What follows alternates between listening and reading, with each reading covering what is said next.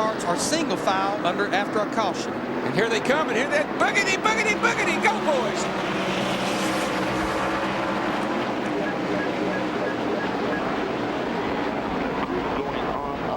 Up the hill to 2. Advantage Stewart. Yeah, Kurt raced him pretty hard up through there. I think he thought he might have a shot at taking the lead, but he made a good decision there. Let Tony go. Remember, all the cars are on fresh tires here at the beginning of the race. As this race goes on, get laps on those tires, they'll start sliding around. The tail end will want to kick out on the exit of the corner. Jeff Gordon jumped into 3rd place there on that start, got by Jeff Burton. You see them all the way out past the rumble strips. You can do that, but folks, there's a wall right there as well. You got to get back in line pretty quick. The rumble strips are actually just paint. It's just a warning. There's not much more racetrack out there.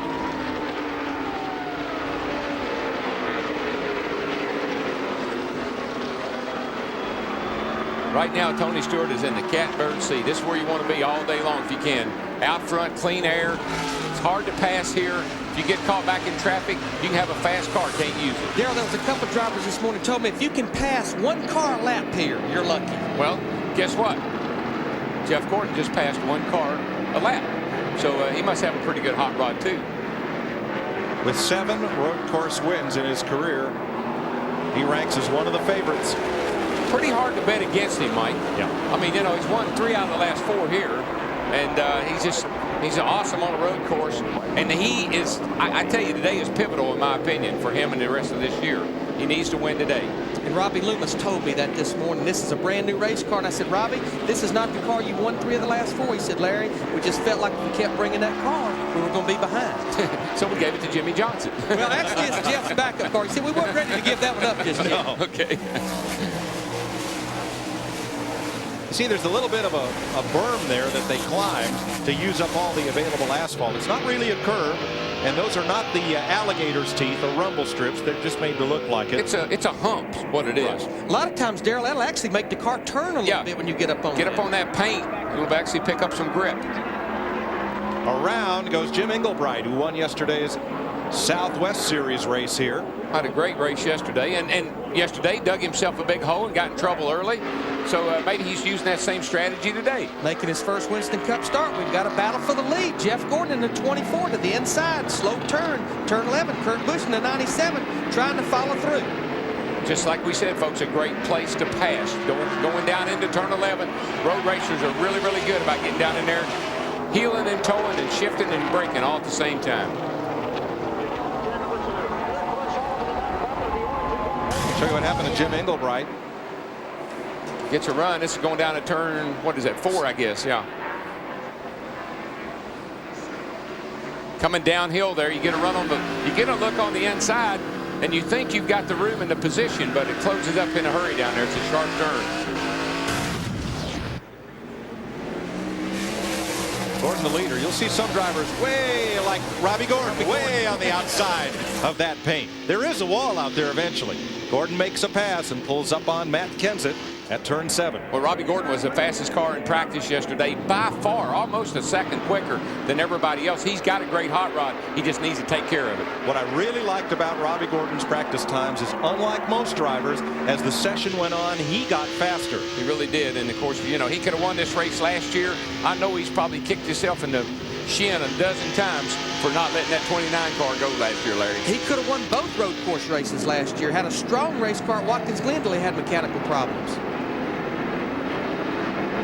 Down to Matt Yoakum. Mike, Tony Stewart's dropped a second in the final practice session. His biggest issue was the car was loose. They had forward bite problems. They made a little bit of change in some different areas, the springs and shock package, hoping that would help. But he just came on the radio after Gordon passed him and said, Zippy, the car is still loose.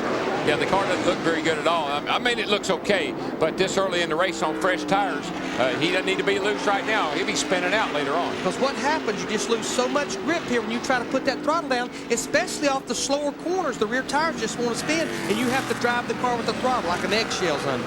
Matt Kenseth having a look underneath his Roush Racing teammate Jeff Burton, and Robbie Gordon tries to pounce 3 wide. There he goes. Now, Robbie, let's use a little discretion here, buddy. Used a little sheet metal. Robbie Gordon's in a hurry, guys. Just ask those guys he just passed. Matt Kenseth, and now he's all over the back of Jeff Burton. That was the spot where Gordon lost the lead to Tony Stewart here last year. Well, I mean, really and truly, he's doing the right thing. He's got these guys right here where you can get them right now. Don't let them get strung out and get way far away. They're harder to chase down that way. Catch them while they're bunched up. Robbie Gordon up to 5th. He wants that lead. There's another spot. Make that 4th as he gets underneath Jeff. Now, Larry, that's exceptional because that was 3 cars Yes, in one it lap. was. Yes, it was. And in fairness to Robbie, last year at Watkins Glen, there are some electronics that NASCAR requires every car to carry, and the battery from that package exploded. That was what put Robbie Gordon out of the race. It was nothing that was the fault or failure of his team or their components. And yesterday he could have won the Southwest Tour race. I mean, he had a fast car. He was coming to the front, had a mechanical failure.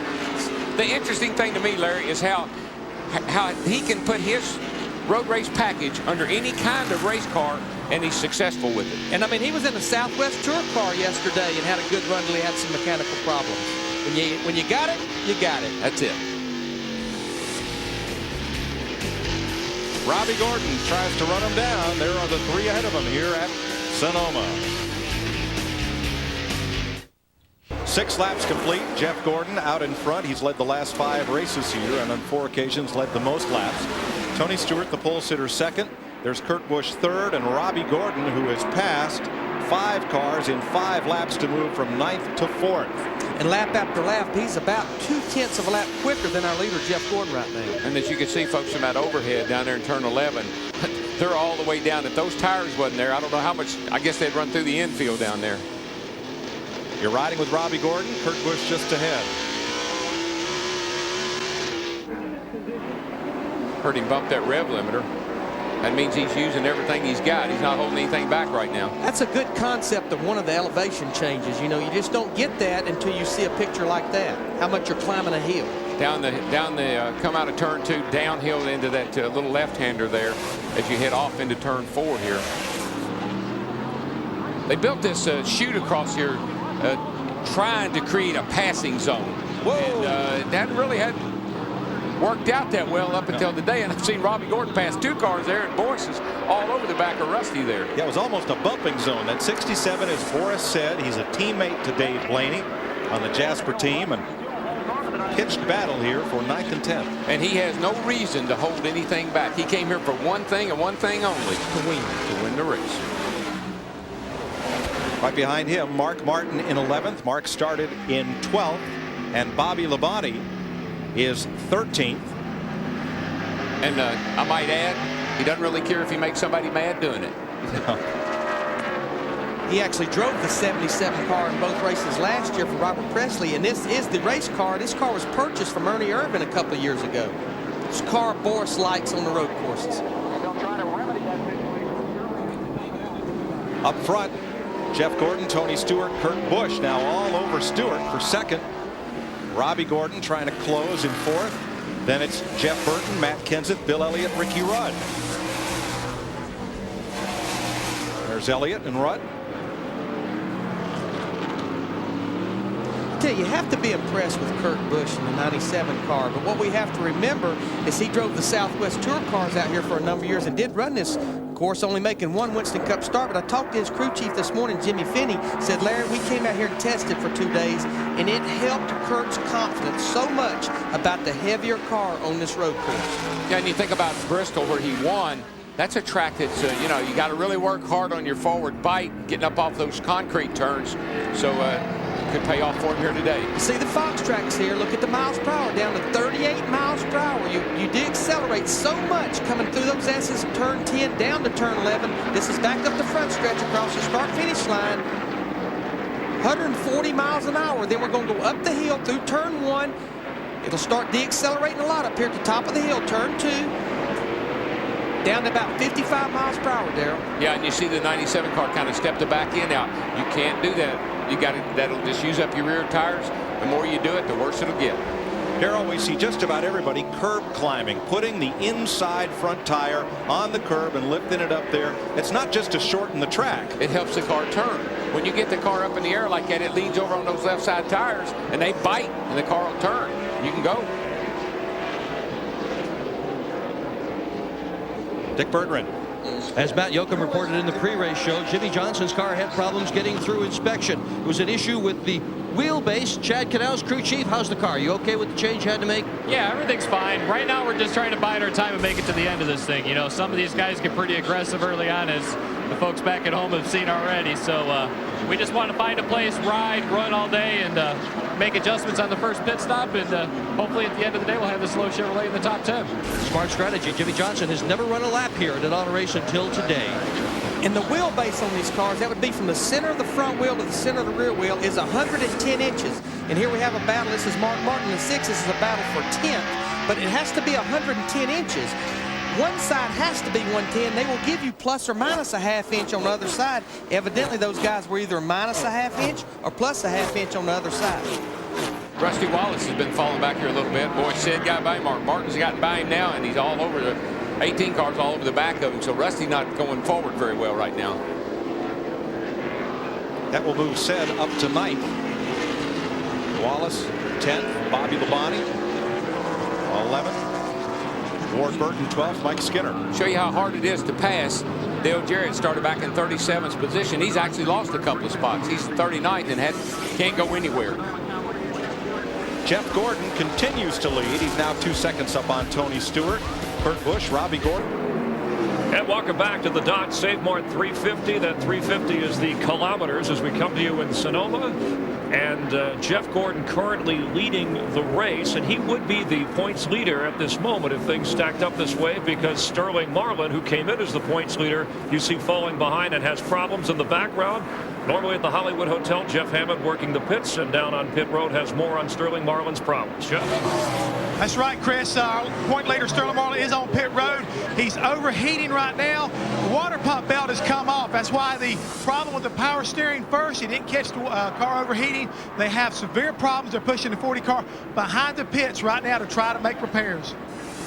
And Jeff, as you know, and Larry, it's not unusual to knock those belts off on a road course. You run off the track, kick some dirt up under there, kick some rocks up under there, and it'll knock those clock belts off.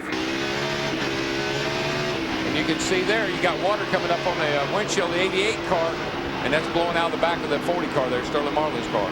And I tell you, Darryl, another thing on the road course, we've been talking about the RPMs and miles per hour, you go up and down so much. I mean, remember, the belts are making that same RPM as well, and that can sling belts. Yeah, if you happen to miss a shift, over-rev the engine, that can throw the belts off. So many things can happen to you on the road course that normally don't happen anywhere else. Jeff Gordon's lead, 1.8 seconds. Tony Stewart in second. Singular Wireless customers can participate in the virtual crew chief feature from their phones by sending the word Fox as a text message to number 151. Yeah, a lot of things can happen to you that don't happen anywhere else there, like maybe win a race. There's that wall right there. You've seen them jumping over that little berm to get all the asphalt they can use coming off the corner. And you see there is a concrete wall there backed up by some foam and some tires, or in front of it rather. Can't get too far out there. Yeah, that wall will say every now and then, don't forget about me over here, boys. Tony Stewart has kind of settled down, Larry, and his car looks like it's come to him now a little bit. And I'm pretty impressed with Robbie Gordon because he caught that pack in a hurry. And every once in a while, he'll still run a lap quite a bit quicker than leader Jeff Gordon. But he knows this race is 110 laps. No sense in pushing the envelope this early. You know who knows that better than he does? The cat that owns the car. Richard Childress. He told me last night, he said, I just got to tell him, got to work with Robbie. Robbie can win this race. I've always said Robbie Gordon gets in the right situation, he will be a great stock car driver. Robbie is fourth. There's Jeff Burton fifth. There's Matt Kenseth sixth. Ryan Newman side by side with John Andretti. That's for 15. Dragging up out of turn 11 there. Kind of surprised to read that Andretti's never led a lap here in Winston Cup competition. He's got a lot of road race experience. His car was good yesterday in happy hour.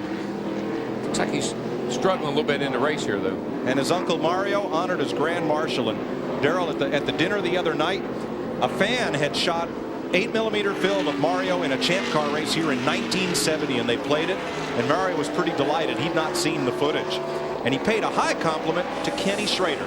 Mario says, Schrader's a guy like me. If there's a race somewhere, I got my helmet, I'm going to drive something.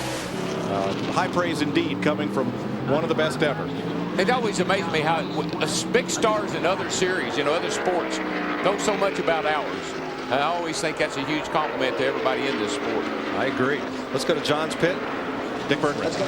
Well, it's no surprise at all that John Andretti would be running well here. He has lots of experience leading and winning road courses. He won a GTP race, 24 Hours of Daytona, a kart Indy type race. He won in West Palm Beach in a GTP race. Watkins Glen in lots of kart races, all road courses. Consider John Andretti a road course expert. He could get his best finish of the year right here this afternoon, Mike. Good point. See the 44 car right behind Ryan Newman, and the 12 car, that's actually Jerry Nadeau. Now, Steve Grissom has been driving this car, but they elected, since Jerry has quite a bit much more road course experience, to put Jerry in that car for this one race. Steve Grissom should be back in it in a couple of weeks at Daytona. And Nadeau's gained 5 positions since they dropped the green flag. We've been caution-free at 16 laps here. Brother Mike, Sonoma. Little brother, they got a little damage on their right rear quarter panel. Looks like he checked up somewhere and somebody got in the back of him. But Mike, he's really been running good here the last several weeks. Moved up to 14th in the points. That team has really been handling itself well. We'll see the downshifts and the heavy braking. What's that RPM? Big RPM range here.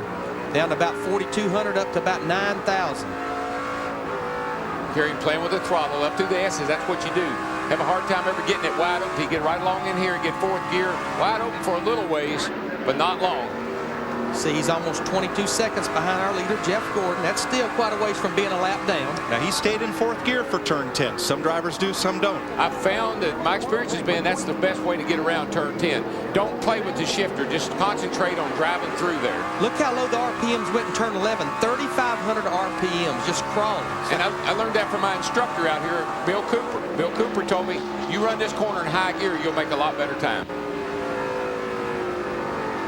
At the front of the pack, Jeff Gordon. Now he has been caught by Tony Stewart, Kurt Busch, and Robbie Gordon, keeping pace with the race leader after 17 laps. At this track, Jeff Gordon's led more than half of them now, as he leads Tony Stewart, Kurt Busch, Robbie Gordon, Jeff Burton. Now, our point leader, Sterling Marlin, is in the garage. Jeff Hammond. Mike, right now, the Sterling Marlin has just pulled back outside the garage area. They thought they'd had things repaired. What he did, he ran off the course, and I think Darrell and Larry both had said earlier, when you run off this particular course, the rock can get between the pulleys and the belt. What happened? They got rocks in there. It kicked the belts off the power steering along with the water pump. Car started to overheat, but fortunately, it didn't throw off the dry sump pump, which pumps the oil in the engine. If it had done that, their day would be definitely done. They still got problems, but they continue to work on the car. They believe they'll have the car back on the racetrack shortly. Would the rules allow you to put a shroud or a guard around that belt? Oh, yeah. What we always did is we put a screen wire. Put screen wire all around the oil belts and pumps, because I'm telling you, if you drop a wheel off, a rock flies up under there, off goes your belts. Day is done. Yeah, we would always do that at the road courses. We'd also do it at places like Martinsville, where big things of rubber from the tires build up would go up there and sling the belt off. You notice that belt Jeff Hammond was holding, it's a lot like the V-drive belt that's on your passenger car. And when you're trying to win a championship, those are the kinds of things you got to know to do. Experience. Our leader, Jeff Gordon, now out in front by 1 second. Stewart, Busch, and Robbie Gordon have done a pretty good job of keeping pace with our leader, Dick Bergman.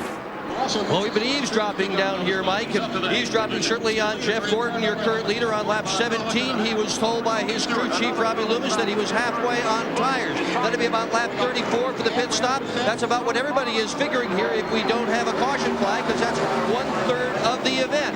Gordon's car, despite the fact that he is leading, is a bit loose. To Matt Yoakum. Dick, Robbie Gordon, who currently runs in 4th, is racing for redemption and also racing for a reason. He told me he gave this race away a year ago. If he wins today, his sponsor will donate $100,000 to the Special Olympics. Right now, Robbie's telling his crew chief, Kevin Hamlin, the car is tight, but then breaks loose on the exit of the corner. Needs more help with forward bite. They're expected to make their first scheduled pit stop around lap 36. He was only 1.9 seconds away from the leader, but now he's faded to almost 3 seconds back. Yeah, that pushing actually snaps the rear end loose. You turn the wheels real hard. You try to get back in the gas. The front tires bite. The back end hops out. What they always told me was you fix what the driver complains about first. He says it's pushing loose. You fix the push. You saw Sterling Marlin. He is back on track, but he is 9 laps down in last place. And one thing we should update about road racing, if there is a problem in one corner, they can waive what they call a local caution that only affects that area of the racetrack. You don't have to slow down, but there's no passing allowed in that section until you clear the incident. Then the rest of the track is green all the way around, and they'll use that for most incidents. So unless we have a big problem, a full course caution would be a rarity.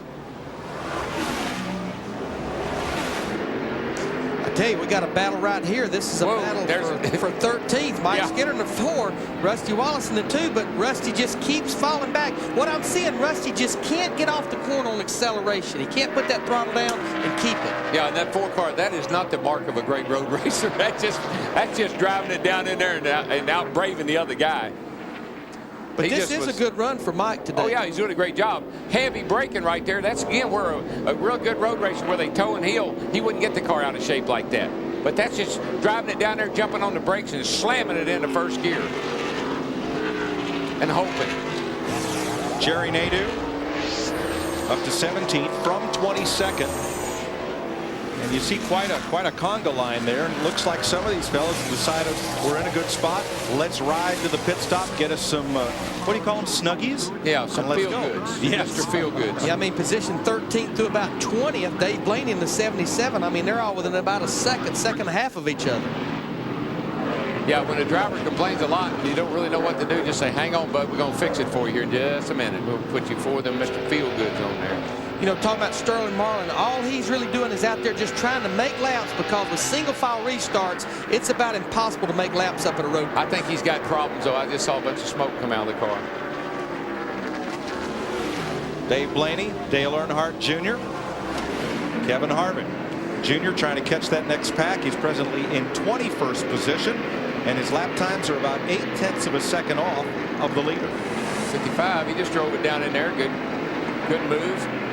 A good road racer, Michael, come around turn 10 here, right behind the guy in front of him, and right at the last second, when the guy in front starts to slow down or brake, you whoop out and take his line away from him. That's how you make a good clean pass. Well, our lead is tightened up here. Tony Stewart in the 20. He's just about caught our leader, Jeff Gordon, in the 24. Dick Bergman, what's going on with Rusty Wallace? Continues to fall back.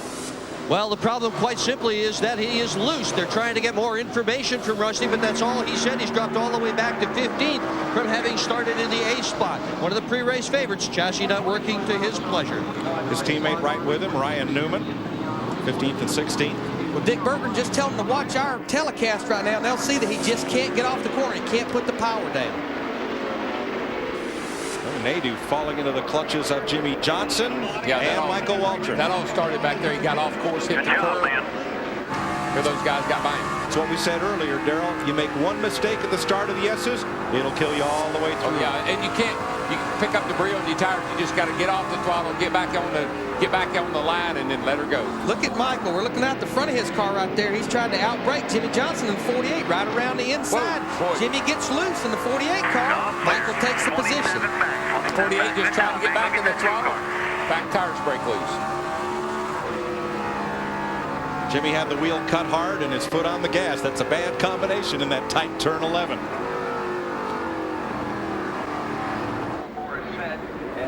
Jeff Gordon with Tony Stewart just holding pace, 0.8 of a second off the lead.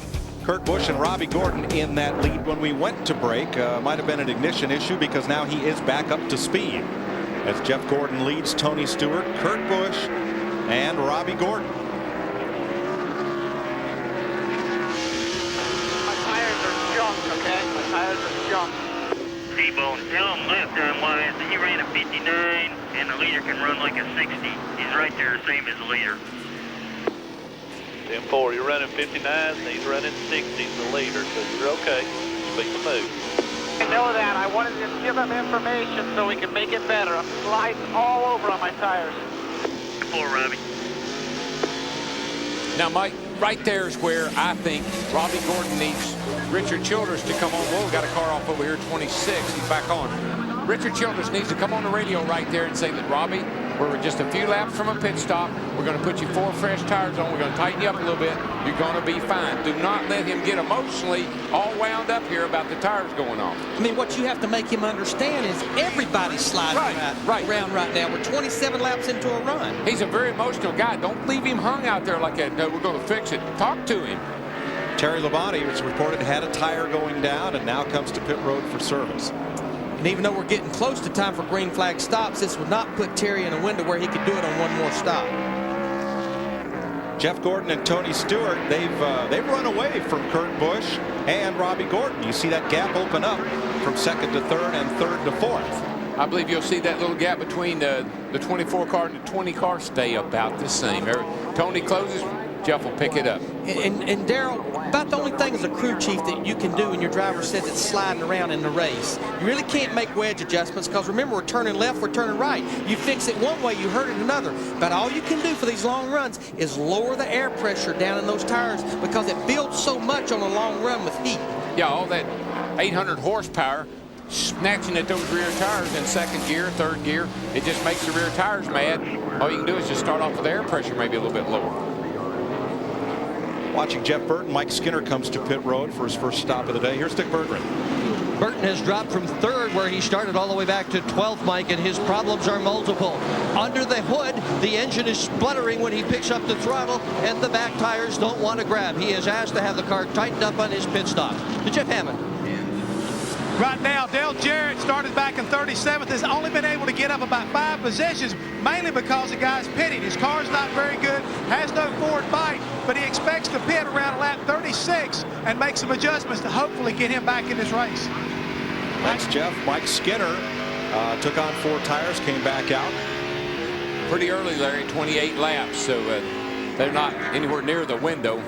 Well, again, if you can't go the distance, you don't want, if you can't go to 36 or 37 laps, you don't want to take a chance. You don't want to run out on this 2-mile racetrack. Oh, and there's a 40 car coming down pit road. We saw him smoking, and I think he's just giving up the fight. Ron Fellows completes his first stop and goes back out. And as Larry said at the top of the program, you can make a pit stop here under green easily without losing a lap. So we'll see a lot of that. Well, that's so critical. And what I was talking to Larry about was how often does that happen? Every time we come here. Turn 7. See the new terraces up there for the fans all the way down through the S's, so a lot more seating capacity here. There's that carousel, Darrell. There's the old 5 and 6. The old part of the track. They'd run that carousel type corner and then back up to turn 7. That's when we'd come out on the drag strip and then run up to turn 7 up there. A totally different configuration of what we're looking at today. About the first 7 or 8 years we raced out here, came here for the first time in 1989. We raced that full course. You believe a Buick won here in 1989? I believe a Buick has won a lot of races in Winston Cup. I know Ricky Rudd was the driver. Now, who was that crew chief? I think it was that guy sitting in the hot tub during the pre-race. Yeah, I think his name was McReynolds. Yeah. I do wish you'd get a little bit better cigar, though. That was about to choke me to death. Oh, the filter again. Yeah. Somebody lit the dump on fire. That's just what it was. I thought the hot tub was on fire. Tony Stewart in the 20 car. This is the same car that he won with here a year ago. And we mentioned Jeff Gordon in the 24 car. That group, they decided to build a brand new race car. I tell you, teams take road courses serious. Out of the 45 teams that showed up here on Friday for qualifying, 34 teams tested either here or at a road course somewhere on the East Coast. Well, it's like I told Ron Fellows and Boyce said, and there's others in the same category. Hey, if you're a good road racer, take advantage of it. I mean, you know, you got that going for you. Take advantage of it. Well, Boris said is in for his first scheduled stop. They make a wedge adjustment. Boris, his big goal, he told me this morning, to see the green flag, which he did, run all day, score a top 10, and be there at the end. A little bit of damage to the left front valence. The important thing to remember is if the caution comes out, these cars that have just been on pit road won't have to stop. They would likely stay out and gain track position. They would gain a lot of track position. And that's what Larry was talking about. You don't go a lap down. Ideally, what you want to do is make your pit stop, get back on the racetrack, and caution falls. You're at the lead you're going to be leading the race, the other guy's got to make a pit stop. Just completed the 31st lap, 1.1 seconds. You're going to be leading after the other guys make a pit stop. But what we watch closely is the leaders that try to stretch this to 36 laps. We know they're on the agenda and the strategy of doing this race on 2 stops. These guys pitting right now, we know they're going to have to make 2 more stops. They can't go to lap 112 by just making 1 stop. And as I said in the opening, I'm a little concerned because of that extra couple of parade laps we made around here that doesn't play into the fuel mileage game right now. Leaders there in turn 7. Huck Strickland has made a pit stop in the Hills Brothers Dodge. He's back out. There's turn 4 at the right of your screen and the short chute that connects them. There's 4, and then you come across here, and this is a good little straightaway right here. You get a good bit of speed, and you got to check up real hard right here. Get up on that rumble strip, and that sets you up for the S's. Inside, let it swing outside, inside, outside. Just come down through there, just waltz it. You waltz that baby down through there. That's 5th, 6th, and 7th. Matt Kenseth, Bill Elliott, Bobby Labonte. And here's Stewart on pit road. It's about this would be what I would expect to be about normal for based on the parade laps we made and where they are on fuel mileage. So at 32 laps, Tony Stewart comes in. You just can't take a chance, Mike, of running out of gas up at the far end of the racetrack. Robbie Gordon's in with him. Brett Bodine has made a stop. And here's Matt. And Tony Stewart hits pit road a lap early. Greg Zipadelli had scheduled him for lap 33. Stewart hits his marks. They're going to make an air pressure adjustment. Remember, early in the race, he was reporting that he had extremely loose race cars. The 31 of Robbie Gordon is in. He, too, needed help with forward bite, as does Stewart. They're going to work on Stewart's car with air pressure.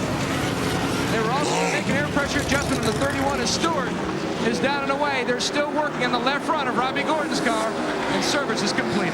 Jimmy Spencer was in, and now John Andretti is making a stop. Boy, what a stop on that 20 car. 14 seconds flat, 4 tires. Every pit stop that they all make here, turning left, turning right, abusing both sides. 4 tires. Dick Burton, our leader, is slow. And they're not exactly sure why it's broken. I'm listening to one here on the radio. Gordon has simply said something has broke. They thought maybe he was out of gas, but he has said something in the engine has failed. Before he gets on the pit road, let's go to Pat Patterson. Well, they're not just... All the gears are broke. All the gears are broke in the transmission on car 24, Jeff Gordon. So our point leader, Sterling Marlin, is 13 laps down, and our point standing runner-up, Jeff Gordon, is coasting into his pit. Wow. And here's the man right here that could capitalize on all this. He was tied with his car owner, Jeff Gordon, for second points, making his first stop here. His closest 2 competitors are in the garage here. Steve Park has made a pit stop. There you see Jeff Burton and Jimmy Johnson coming pit side. We got the Roush cars running 1st, 2nd, and 3rd. And Jeff Gordon has gone to the garage. His winless season continues. But I believe this will be his first DNF of the year if they can't get him back out. Bobby Labonte, he's on pit road, as well as Ricky Rudd and Ward Burton. All these scheduled pit stops. Bill Elliott's in, as well as Johnson and Jeff Burton.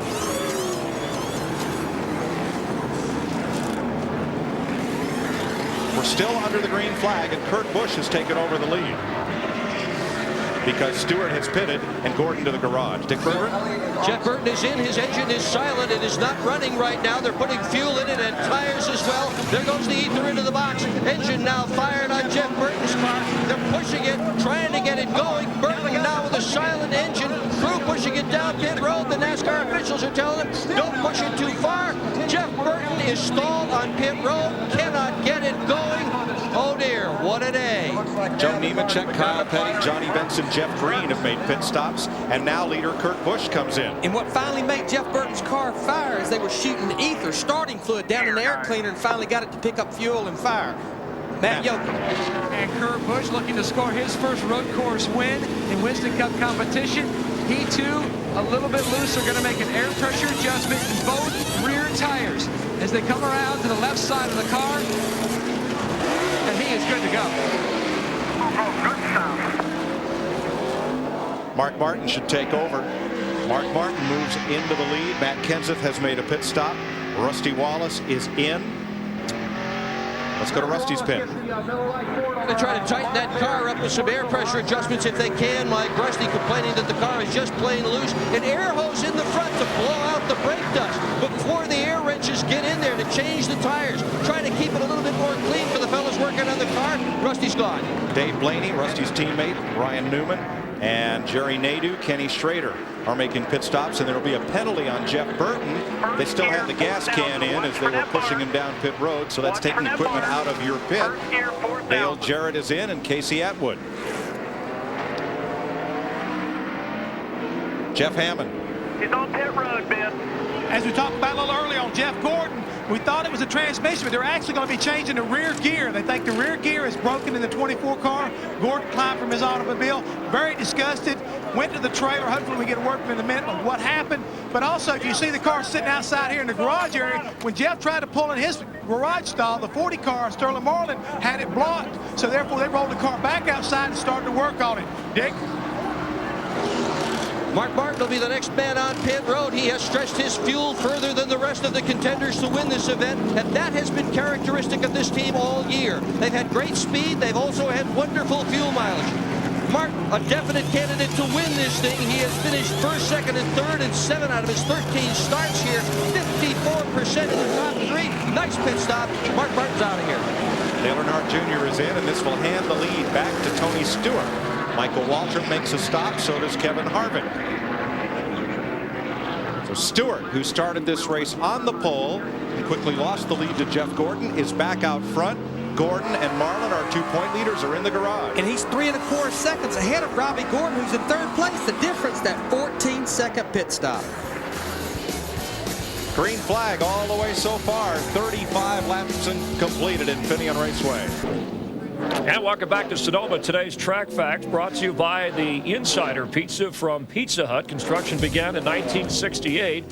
First Winston Cup race in June of 1989, won by Ricky Rudd. And the $50 million modernization plan taking place here, allowing for the greatest crowd ever. And the buzz about Infineon Raceway, also hosting a motorcycle, sports car drag, and vintage car racing, as well as the Dodge SaveMart 350. The best pizzas under one roof at Pizza Hut. There's your leader, Tony Stewart, and the caution just coming out on lap 38. Let's go back upstairs. Mike Joy, Darrell Waltrip, and Larry McReynolds.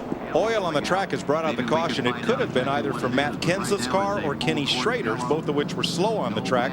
Likely Kenseth, because he made the turn into the garage. Yeah, well, actually, he stopped down here in this. I thought he was going in the garage. He actually is behind the pit wall. They're working on the car as if they're trying to repair something, and it could very well be an oil leak or an oil problem. Kenseth is also up there in the Winston Cup point standings. He came in here 5th.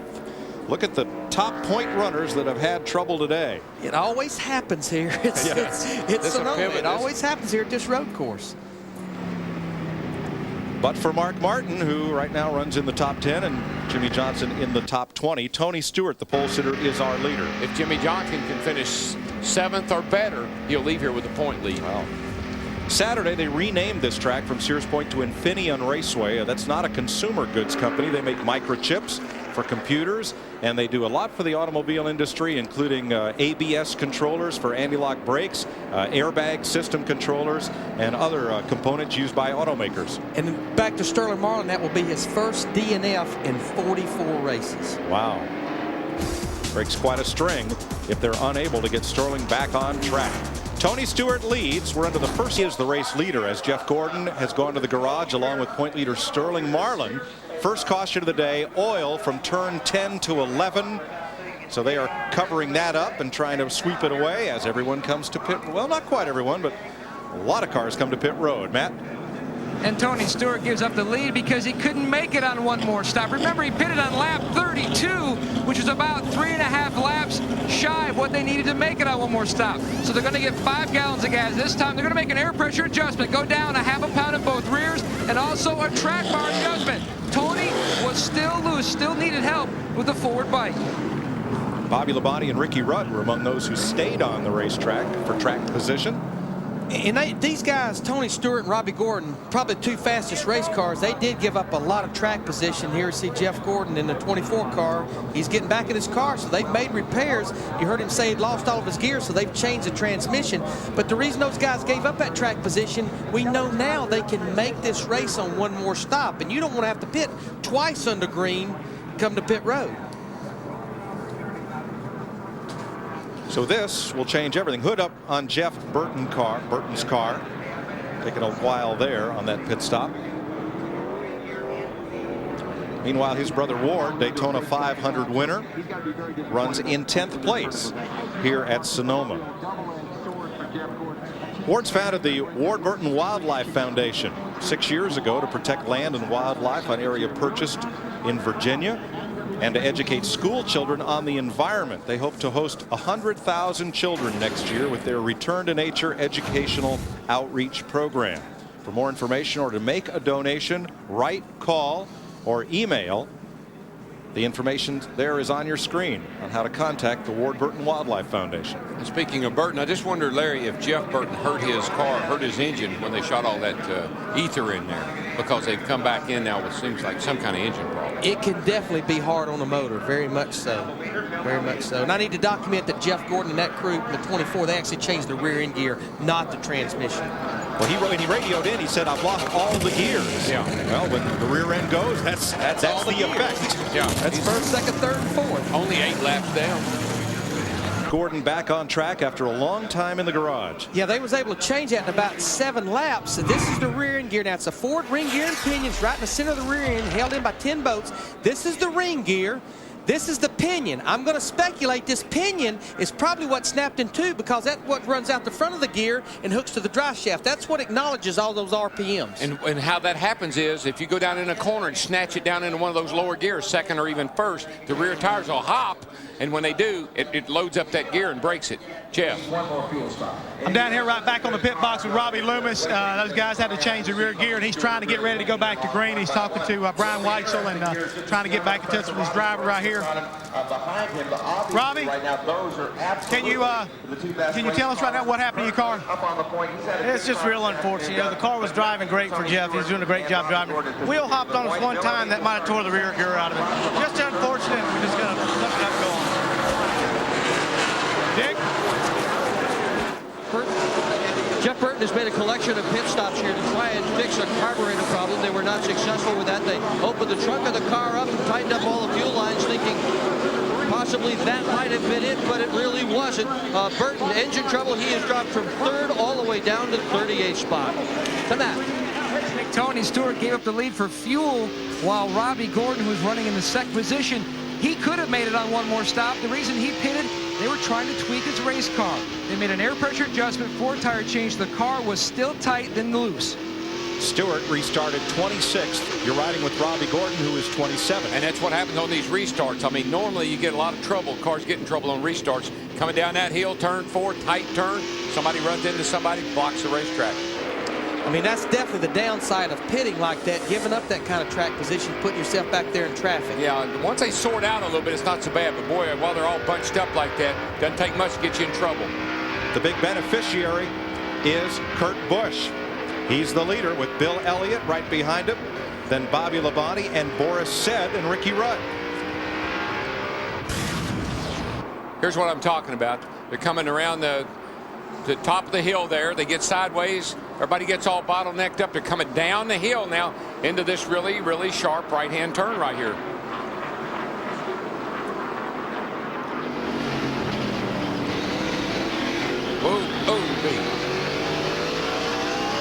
And you get, you get into something like that by no fault of your own, just in the wrong place at the wrong time. Ricky Rudd has moved to 4th, passing Boris Said, who got 2 wheels off in the dirt at turn 10. John Andretti in 6th, Mark Martin 7th, Ward Burton, Dave Blaney, Rusty Wallace. Hey, how about Bobby Labonte? I mean, he slipped himself right up there into 3rd place. Bill Elliott right there behind the kid.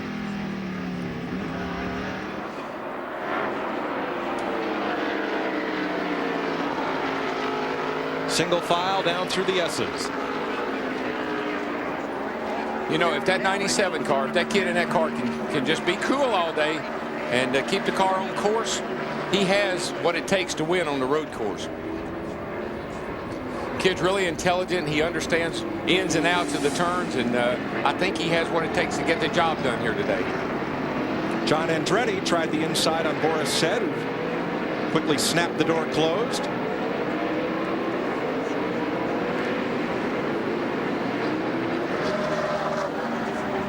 Puts a little gap between the front four and these two running for 5th. I tell you what, Boris Said's teammate Dave Blaney in that yellow 77 car started back in 21st. He's up to 9th, but I have to believe this is a product of working with Boris Said, because they told me that they took Dave to Virginia International Raceway, a road course, tested for 2 days with Boris, finally got Dave within 2/10 of what Boris could run. I'll tell you, that 77 car has been really, really consistent here of late. Had some good top 10 runs. He didn't miss the wall by an inch at turn 4 there. Whoa, Boris. Somebody's there, Boris. From Mark Martin. Since I know that, look at the front of that car. It's already all whipped over to one side. You will not win the battle with Boris on who's going to drive deeper in a corner to road course. Whoa. Dale Earnhardt Jr. spins and catches the tire wall. I think that happened because of what we saw in that congestion there a minute ago. Looked like he had a fender rubbing on the left front. I'm so sure he doesn't have some serious damage to that car from that little collision he had earlier. Robbie Gordon and Mike Skinner go by. He was running in the 16th position the next time by. Mike Skinner was another car, along with Tony Stewart and Robbie Gordon, that took advantage and pitted that last time. So Junior will go to pit road. Let's show you the spin. While battling Kyle Petty. Oh, he just gets the car gets so unbalanced with him, it goes off the track and starts bouncing. When it comes around, there's nothing he can do with it. The nice thing about hitting the tire wall, Darrell, is you don't hit it very hard. The bad thing is it snaps the car right around because it sucks in and then shoves the car back out. Usually just does a lot of cosmetic damage. You can see right there, he heard the car bottom out, and it just couldn't do anything with it. See it from overhead.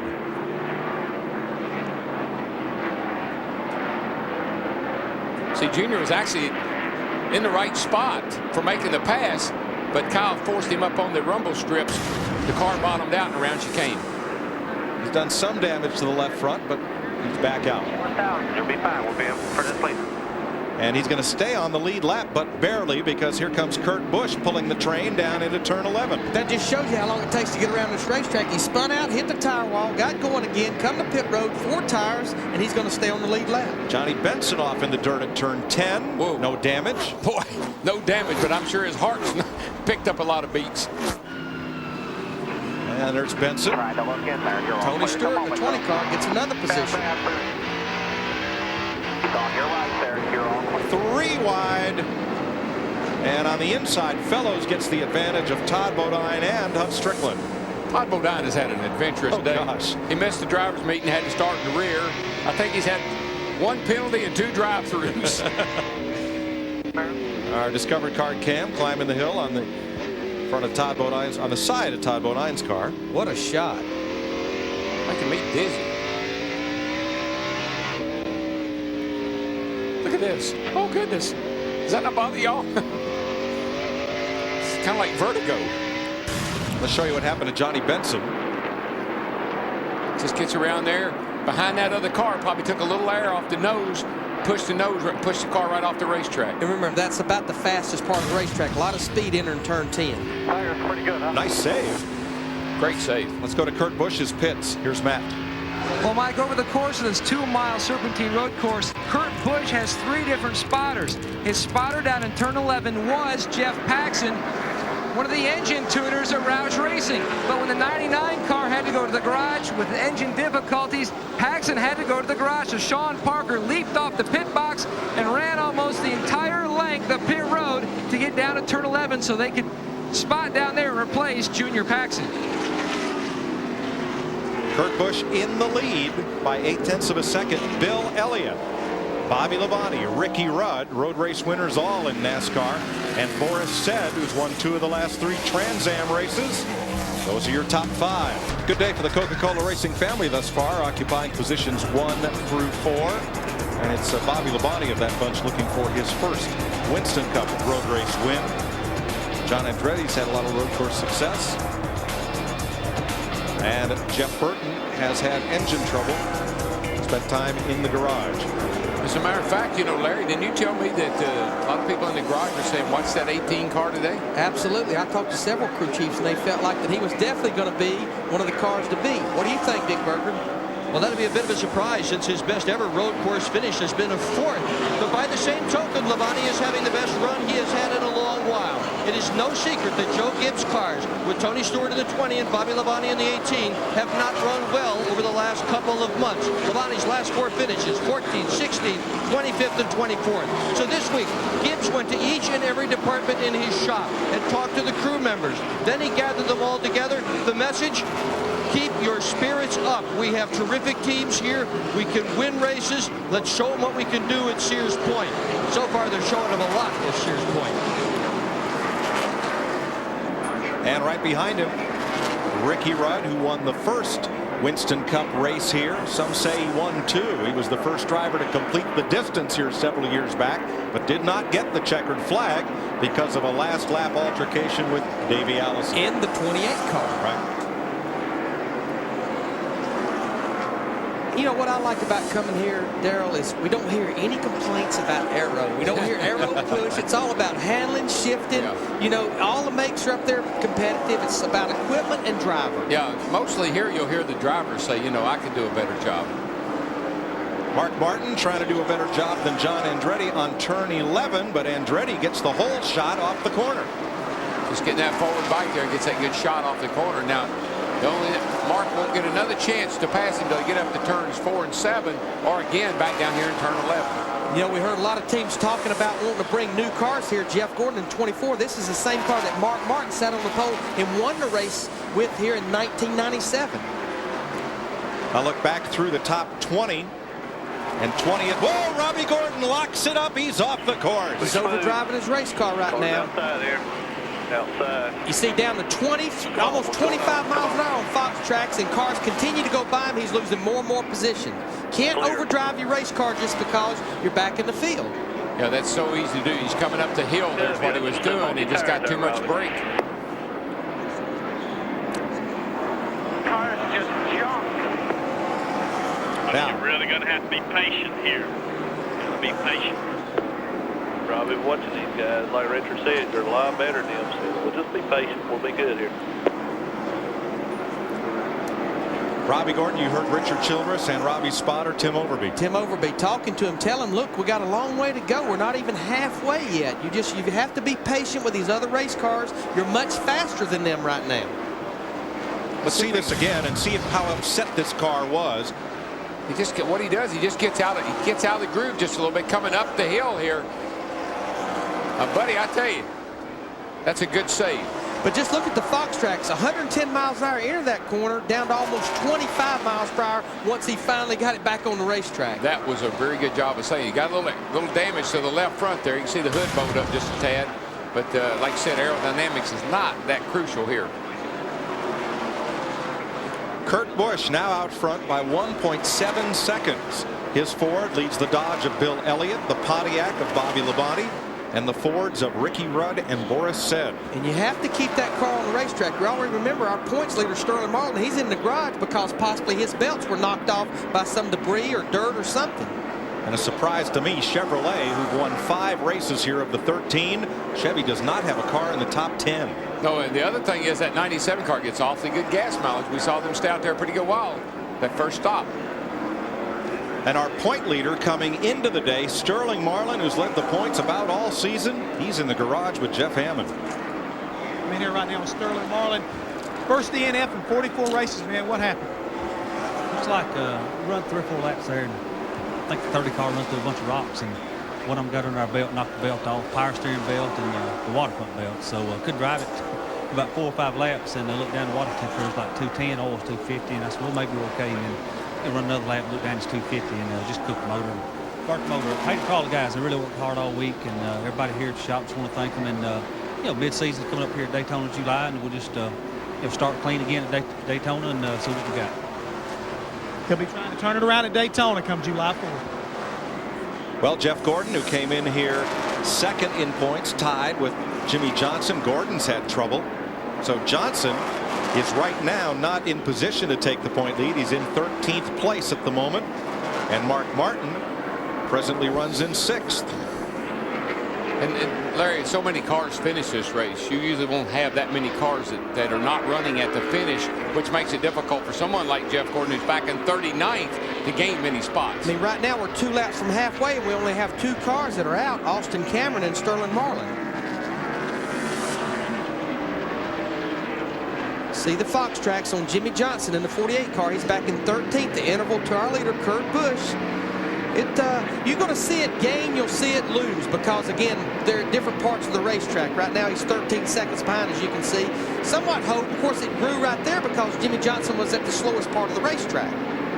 2 cars that were in the garage have come back out, Matt Kenseth and Ken Schrader. That leaves Austin Cameron and Sterling Marlin out of the race, and trouble for Ward Burton. Let's go back to the garage. Mike, what's going on right now on Ward Burton's car is he's another victim of the rear end gear problem of the day. A lot of the drivers are doing what they call wheel hopping down in the corner, and what that does is usually means that you're going to tear up the teeth on the ring gear. I think Larry's talked about it earlier, but a lot of guys have had this problem so far today. Ward Burton is no different. They're making changes right now. He should be back in the race shortly. Next time around for Kurt Busch will be halfway. Now, that's a product of the shock package. You take compression out of the shocks to try to get forward bite. When you take the compression out, it doesn't have enough compression in the shock to hold the tire on the racetrack. And when you jerk that thing into one of those lower gears, with those shock packages these guys are trying to run, the back wheels hop. Kurt Busch has a nice lead, but look at how things are closing up on him. Bill Elliott's there. Bobby Labonte's there. Ricky Rudd is right there chasing Kurt Busch. In Raceway, here's today's halfway recap brought to you by Coors Light. Pole sitter Tony Stewart led the first lap. Jeff Gordon led 32 laps but broke the rear end. He's now 7 laps down. Points leader Sterling Marlin through the water pump belt. He's out of the race. 3 different leaders to this point, and Kurt Busch is the 3rd of those. He now leads Bill Elliott by just 7/10 of a second. Bobby Labonte is 3rd.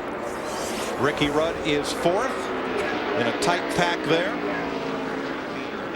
5th is road racer Boris Said, the Trans Am champ, and right behind him is Mark Martin. 6th, that's his position. That's his position. Started back in 12th. All right, now this is my favorite thing right here. You can put cameras on springs or shocks or whatever you want to, but here's where I like them. Right here, boys, on the feet. Watch this cat work. I see a number of things here. He's just a conventional. That's not really what you call heeling and towing. That's just a conventional way of gassing and braking using your left foot. But now, that cable right there, that's us. That's telemetry. But what I like is that little thing I see around his shoe right there. He's got a Velcro strap that he's got his foot strapped to the gas pedal with. If the throttle should happen to hang wide open on that thing, he can jerk it back with his foot, which is a pretty neat idea. I hadn't seen that before. All this here, that's padding for heat shields to keep the heat off his feet. He's got his foot Velcro to the gas pedal. Pretty cool idea. And what this is right here, this is the steering shaft. This part comes down from the steering wheel, and this goes through the firewall right there. And that's the reason you see it going back left and right, because that's the steering shaft that goes down to the power steering segment. Across to turn 7.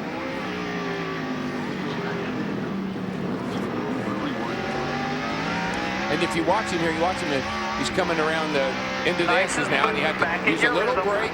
Everything will be good. Little gas. Little loose. All right, here he comes into turn 10 now. Little braking right there. Easing back down to the throttle. Wide open here. Now he's going to start catching some gears. See him he doesn't use the clutch to downshift. He just matches it with a little tap of the gas pedal. And right now he has about 25 laps on his tires. We're about 10, 13 laps away from pitting.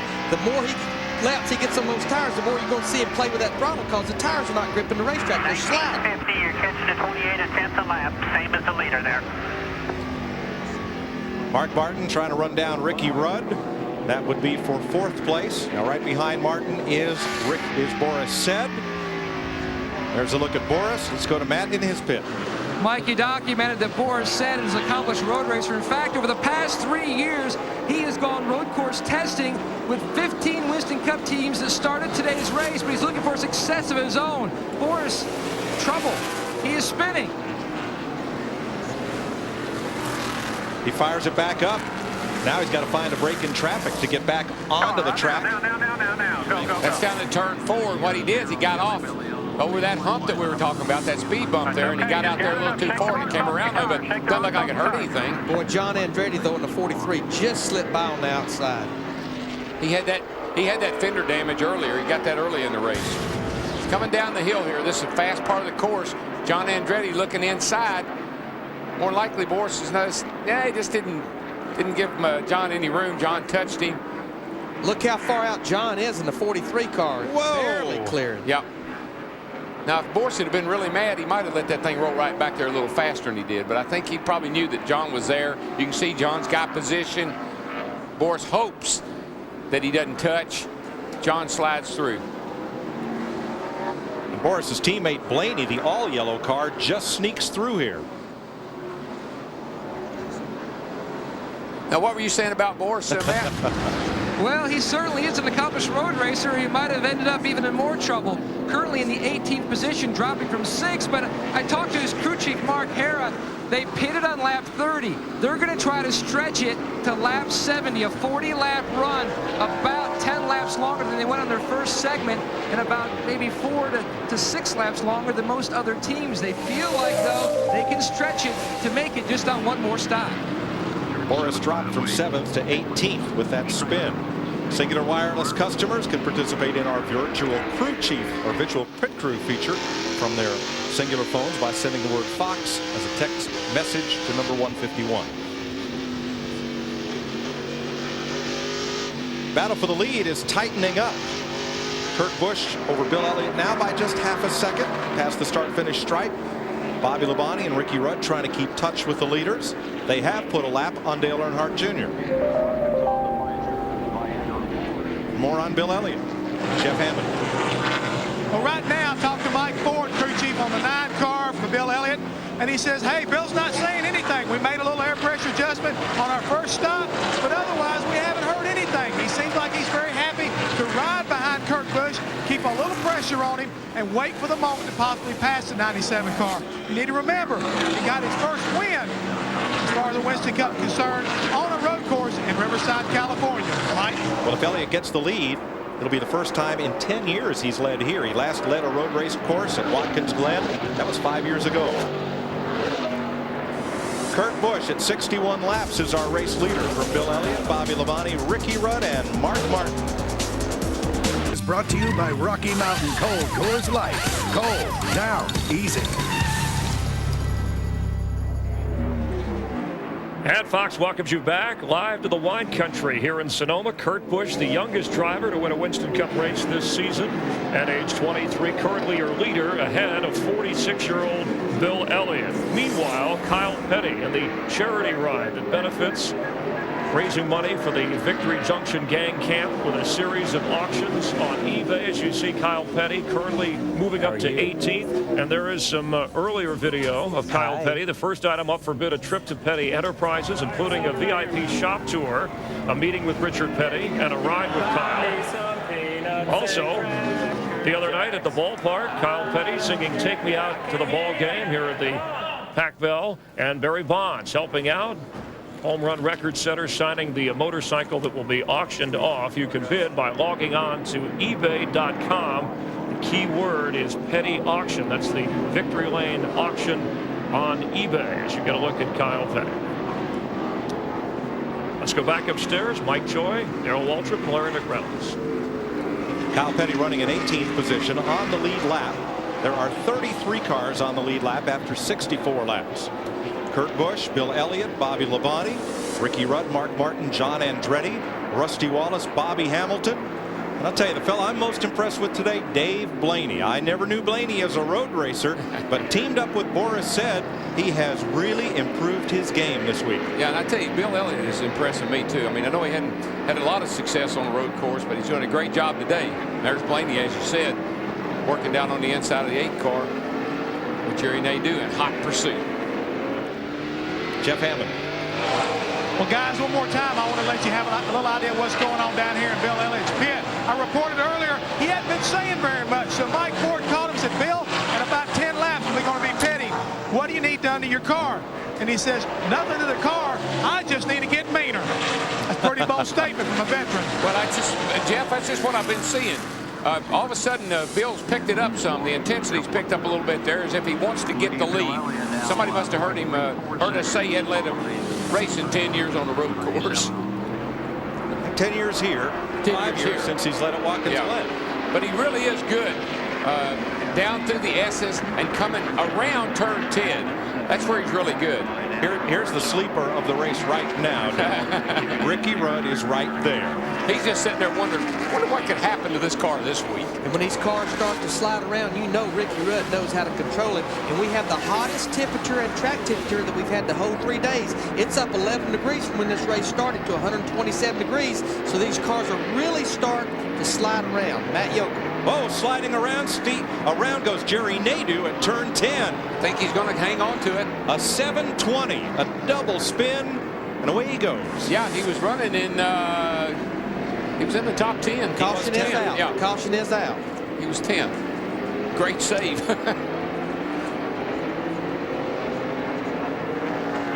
John Andretti has come to the pits as the caution comes out. I think that's a good. I think it's a good move.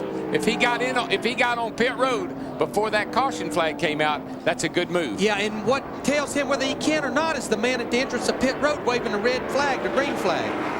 Matt Yoakum. 97. 97. Well, Larry, this is not Matt Yoakum, this is Hammond, but he did beat him on pit road right there. He was coming in for a scheduled pit stop, and when the caution came out, John Andretti was already making the turn coming down pit road here, so he's going to get himself a freebie. The fellow whose family owns that car, Richard Petty, has long said, I'd rather be lucky than good any day. John Andretti was just both. He just used up a bunch of it right here because he's on pit road at the right time. And this is what Larry was talking about in the opening. When they do, just you can tell he's done some off-road racing. You have to give credit to John Andretti's spotter, crew chief. 2 out of the last 3 weeks, they have made a timely trip to pit road. Pocono 2 weeks ago, they did the same thing. That's exactly right. I gave Nadeau credit for a 720. It was about a 360, but it sure was impressive. It was very nice. Nice save. Well, this will change things a lot. I mean, I think there's some cars out there, Robbie Gordon, maybe even Tony Stewart, that need to get on pit road, make some adjustments. A timely caution at 67 laps with Kurt Busch in the lead. Pit road is open. This is a quickie yellow. They all are here at Sears Point, so every car can pit when pit road is open. Jeff Hammond. All right, now Bill Elliott's in the pits right now. They're changing 4 tires, taking a ½ pound out of both front tires. And Bill said, boys, I got to have some water. I'm working pretty hard, and he's down and away, down to Matt. Peter, Kurt Busch, the 97 car. They will make a 4-tire change and make a chassis adjustment.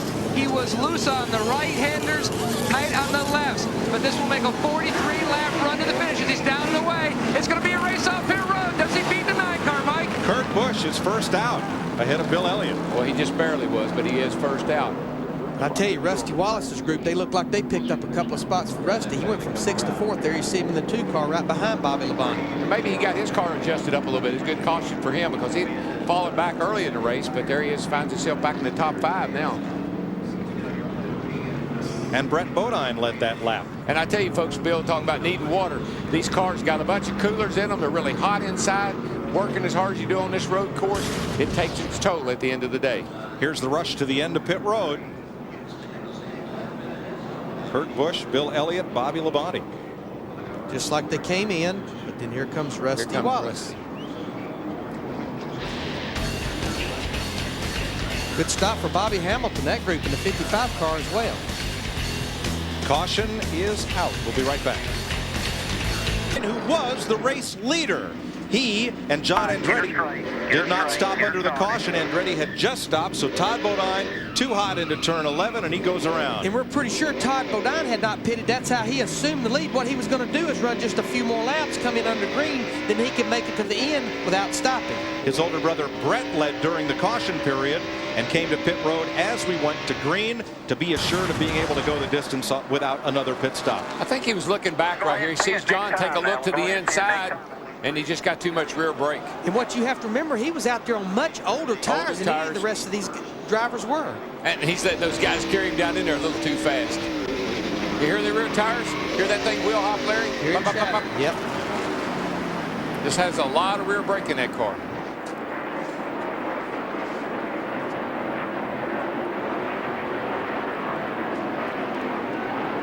Now you saw the yellow flag waving. That is just a local yellow for that part of the track, turn 11. Means no passing till you get past the incident being Todd Bodine's car. And as we said, Larry, there's pit strategy for John Andretti. Look where it's put him. He's back up there leading the race now. Surprising that this is the first time John Andretti has ever led a NASCAR road race, as Mark Martin ducks under Bobby Labonte. That's 5th place. And he's on equal tires to everybody else. He just hit pit road right as the caution was coming out, which is perfectly legal. When they all went in, he was already out there.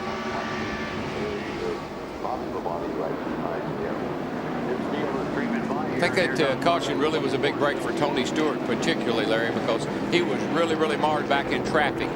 Now he's found himself up in the top 10, running 8th. And we know he's got a pretty good hot rod. Robbie Gordon, on the other hand, he's still struggling. He's way back in there, about the 17th, looks like. So John Andretti leads from Kurt Busch. Here's Matt. I like that caution is shuffling some of the pit strategy as far as fuel mileage goes. Jimmy Fittig, you're hoping to stop around lap 73 or 4. Now, how is that going to play out? How close are you going to be? Can you make it? Nah, we ain't going to be able to make it. We'll be probably about 4 laps short, 3-4 laps short. So, didn't work out, but this Rubber crew, they're doing a heck of a job, and Kurt, he's awesome. Jimmy Fittig has one road course win, Dick. They're hoping for a second one today.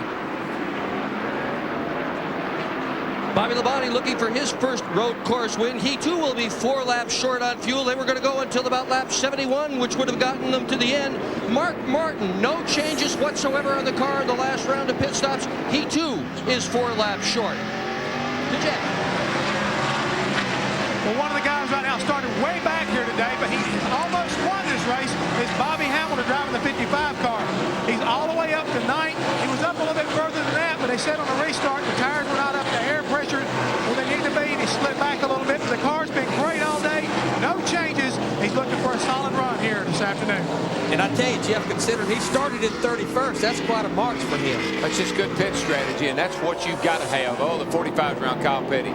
You got to have good pit strategy on these road courses. That's the key to winning one of them. Kyle Petty was 18th before that spin. He'll still be on the lead lap as he comes back on track. And I tell you guys, we still have a long way to go, but based on that first green flag run, now he's marred way back in 22nd position. The only car we keep hearing our pit guys talk about, all these guys short on laps they can run to get to the end. Elliott Sadler's the only car in the 21 car that I saw go that far at the beginning of the race. You're riding with Elliott. That's Jeremy Mayfield just ahead. Right now, it's Petty Enterprises leading Roush Racing, among the most successful Winston Cup teams in road race competition. Now, this is Rick Hendrick leading the Wood Brothers, Petty Enterprises, Roush, and Penske in overall road course wins, not just here at Sonoma. Dan Gurney had 5 of those Wood Brothers wins, and Jeff Gordon has 7 of the Hendrick Motorsports victories.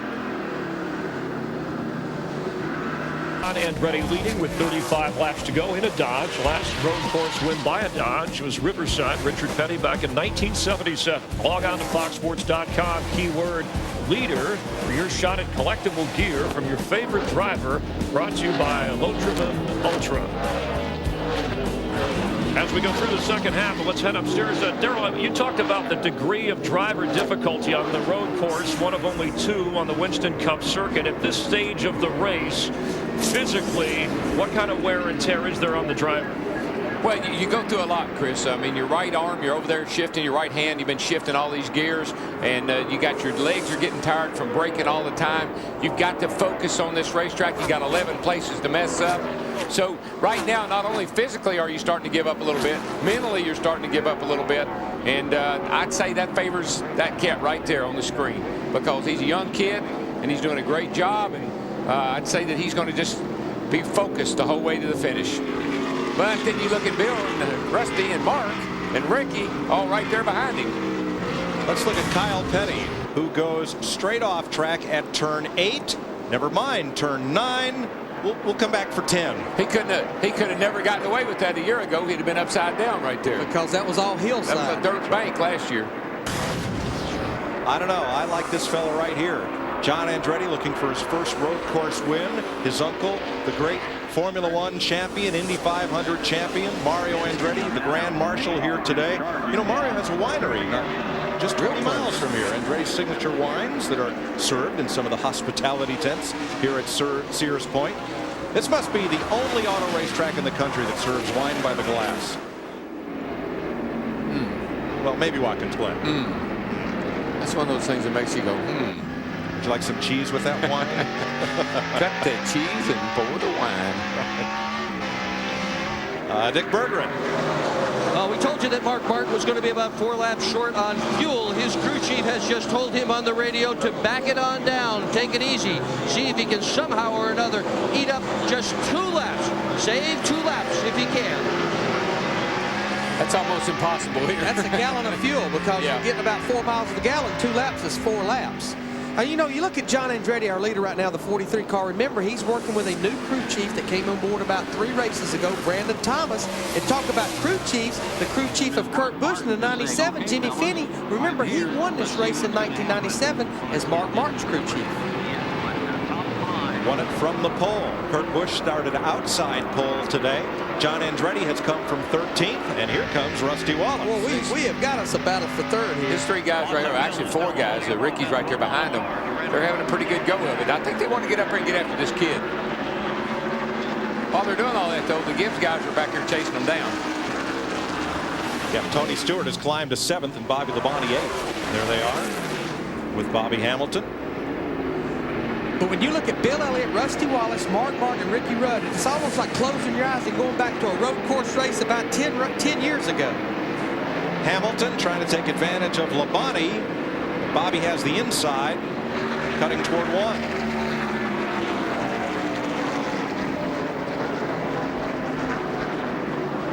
There you see the Fox tracks. It was 132 miles an hour to start finish line, climbing up the hill now here to turn 2. Down to about 57 miles per hour. Look at Blaney. Blaney hanging right in there with these guys. Climbing back up the hill here. Ryan Newman's right behind him. It's a great race, guys. I mean, got a bunch of guys here that are sitting here poised to. Now Stewart, remember he got a little off sequence to some of these leaders on pit stops, and now he is up to 7th place with his crew chief Greg Zipadelli. Here's Matt.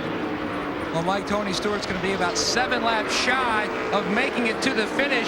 His crew chief, Greg Zipadelli. So when do you pit knowing you have to pit? Probably somewhere between 95 and 100. We'll come down to debate is whether we're going to just try and put fuel or fuel and tires. Well, Tony Stewart has already been on a winning track last night. He took his fire suit and helmet and went over to Altamont about an hour and a half away. Set a new track record, finished 2nd in his heat, and won the feature with a last lap pass in a Western States sprint car. He's getting to be a busy guy. Next Thursday he'll go to West Lebanon, New York, climbing a Brian Bowie's dirt modified. He's getting to be the Kenny Schrader of his age. Put on the helmet and go. Well, what about fuel mileage, Dick Berggren? Well, John Andretti's in a deeper hole than almost anybody else, Mike. He can only go to lap 100 before he is going to have to stop and pit. So they are hoping that somehow or another they get a caution flag that brings everybody in and takes away the disadvantage that they are facing. Yeah, Dick, because what we have to remember, he pitted 2 laps earlier than the leaders because he dove to pit road as the caution came out on lap 66. All the leaders were in on 68.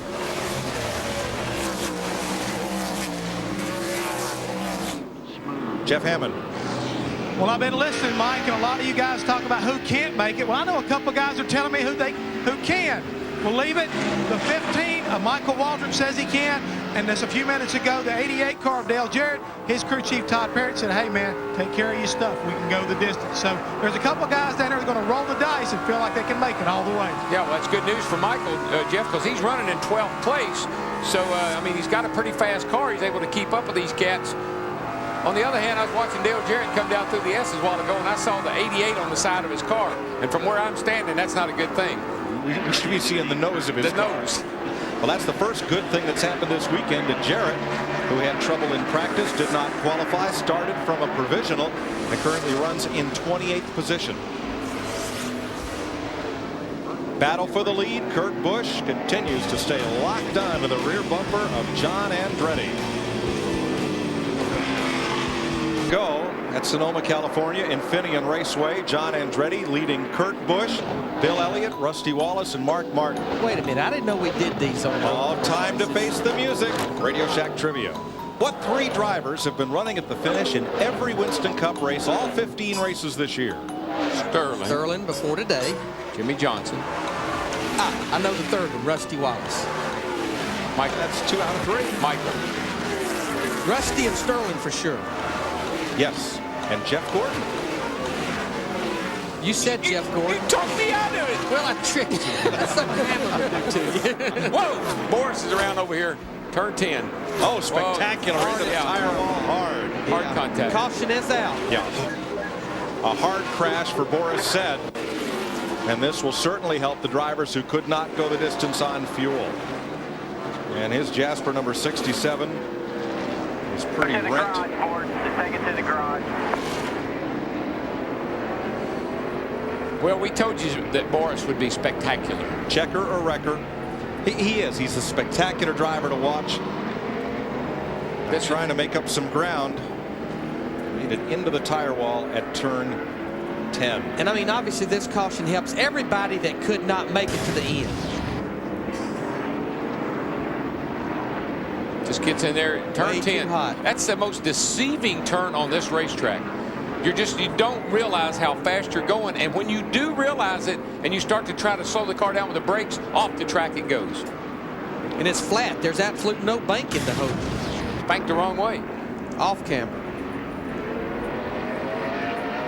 And of course, this caution, only people it would play against is like Jeff Hamlin was talking about, possibly like Michael Waltrip, maybe Dale Jarrett. But I'm like you. Michael was the only one that was running up there near the front that it would have helped that he could go to the end without stopping. I think all this does is just gives a good shootout.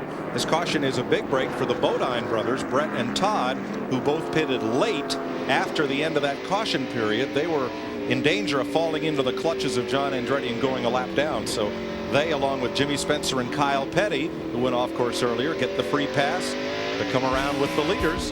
And we should have pit stops when we come back to Sonoma. Dale, thanks for being designated driver. No problem, man. What's up? Make a left up here. Hey, Mr. Fisher. Okay, make a quick left and then slow down. Cindy, what's going on? Make a right on Havermeyer. What's up? Make a left on Jackson. Dude, where exactly do you live? I'm right back by the bar. Hey, Bobby! So, you hanging up the whistle, eh, Coach? Yeah, kind of hard to believe. So can a girl buy you dinner? Coach, sorry, could you help me with something? Sure. This goes up there.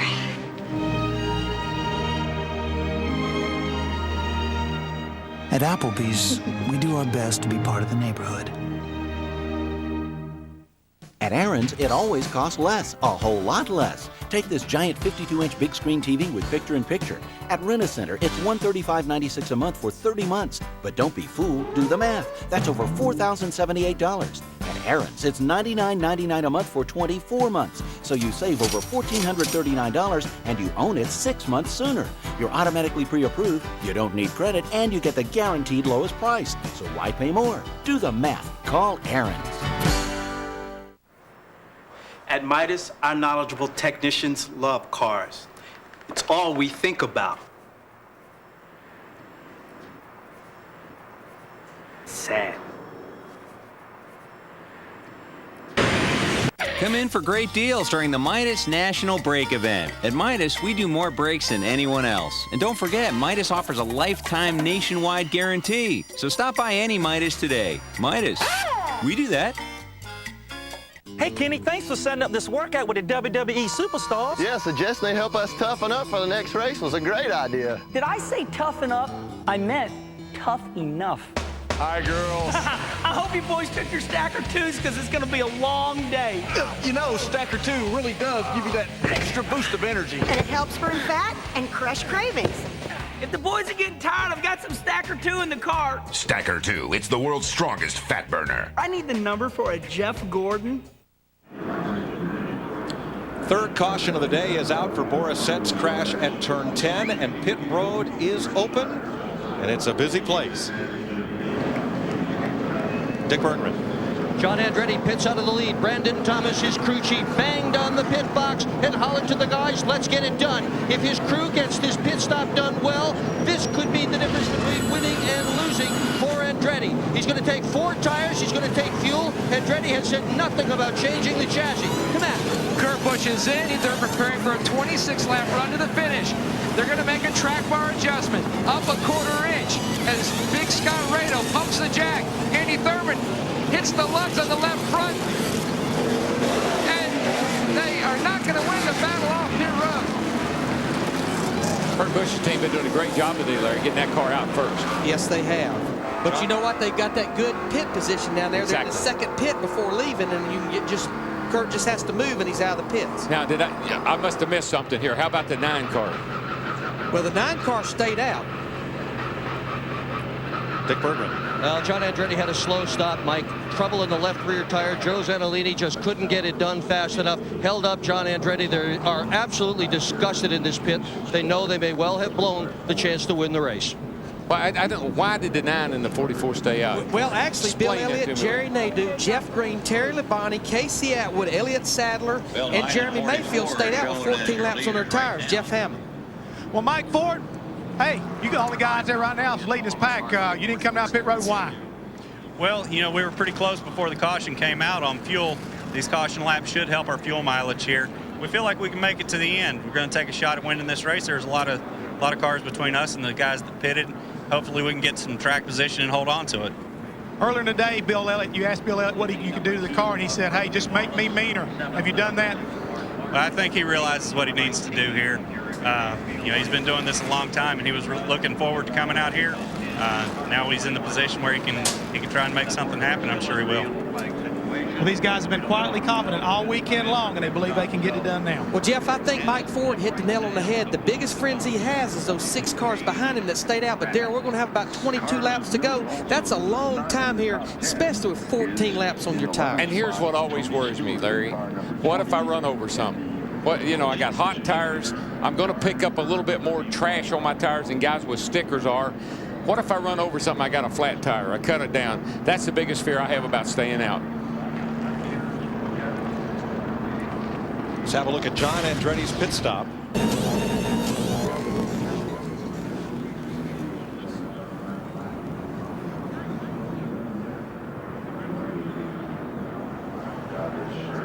And the problem they had with the tire, finally John gets out and away, but he surrenders the lead. He goes from leading to 17th. Now, of the cars who pitted, Joe Nemechek was the first car off pit road. Kurt Busch, Ricky Rudd, Tony Stewart, Rusty Wallace. That's the way they came off pit road, but there are a lot of cars ahead of those who pitted. Not stop. Will lead the field to the restart. Bill Elliott, Jerry Nadeau, Jeff Green, Terry Labonte, Jeremy Mayfield, Elliott Sadler, Casey Atwood, and Brett Bodine. Then Joe Nemechek, who took just 2 tires. Then the guys who got 4. Kurt Busch, Ricky Rudd, Tony Stewart, John Andretti, Rusty Wallace, Michael Waltrip, Bobby Labonte, and the rest. And Darryl, you think the winner is going to come from that group? Yeah, I do. I just can't see. You got 14 laps on your tires. You got 25 laps to go. No way. Now, Rusty Wallace had to come back into the pits because he had a loose lug nut on the left front wheel. So he will restart back toward the back of the lead lap. 14th place. That's where he came across the line. He's at the tail of the lead lap now, 32nd. Here we go, back under green. And, of course, I'm sure there's somebody down there in the pit saying, yes way.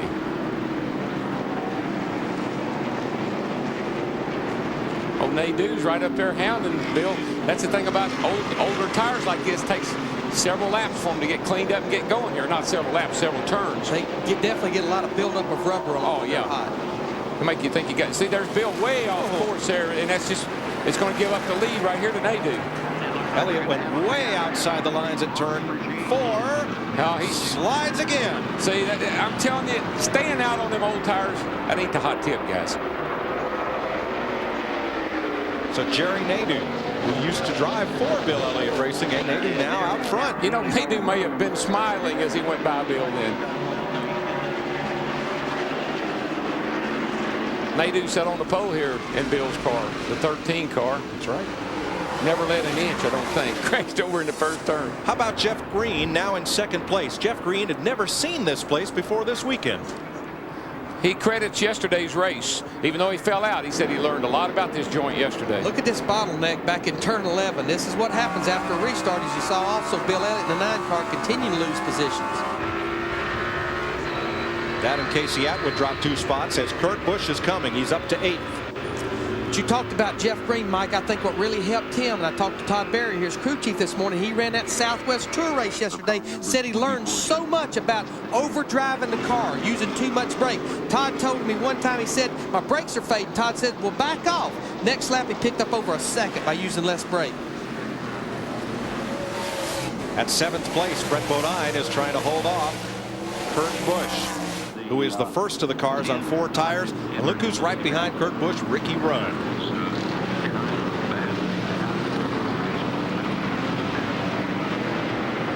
Bill's just really, he has his hands full right now with those 14, 15 lap tires. He's going to have to come to pit road, I'm thinking, because the car just looks like it's almost like it's got a flat tire.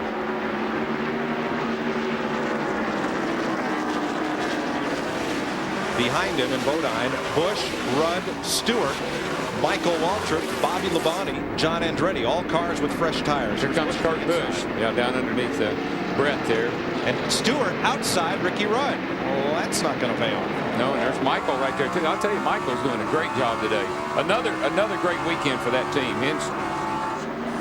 Dave Blaney in trouble down at turn 11. Yeah, he's going to lose a lot of positions. Have been running up in the top 10 or 12 for most of the day. He's going to go all the way to the back of the pack. Boy, that's too bad. He's doing a great job. But it happens here. You get a caution. You get these restarts.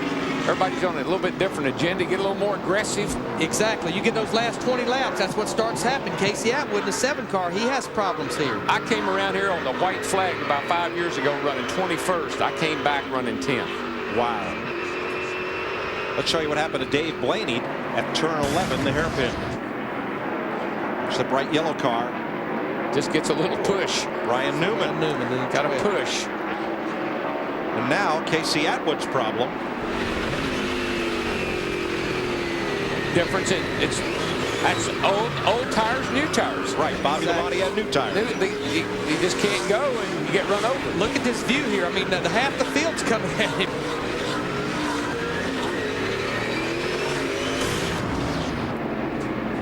Now you want to talk about something that would shock the racing world. If Jerry Nadeau hops in this 44 car here this weekend for the Panties and pulled off a win. Nadeau started the season with Hendrick Motorsports in the 25, was released from that ride. He does not have a full-time ride and came here because Steve Grissom is not an accomplished road racer. Nadeau is, and he's in the lead. My way. Dale, I know it's not that easy being you. And I sure don't want to tell you what to do. You're blowing it! I believe we should all follow our own dream. Oh, for the love of... And that's why I think it'd be terrific if you just... Risk the truck, Jarrett! I can't believe this.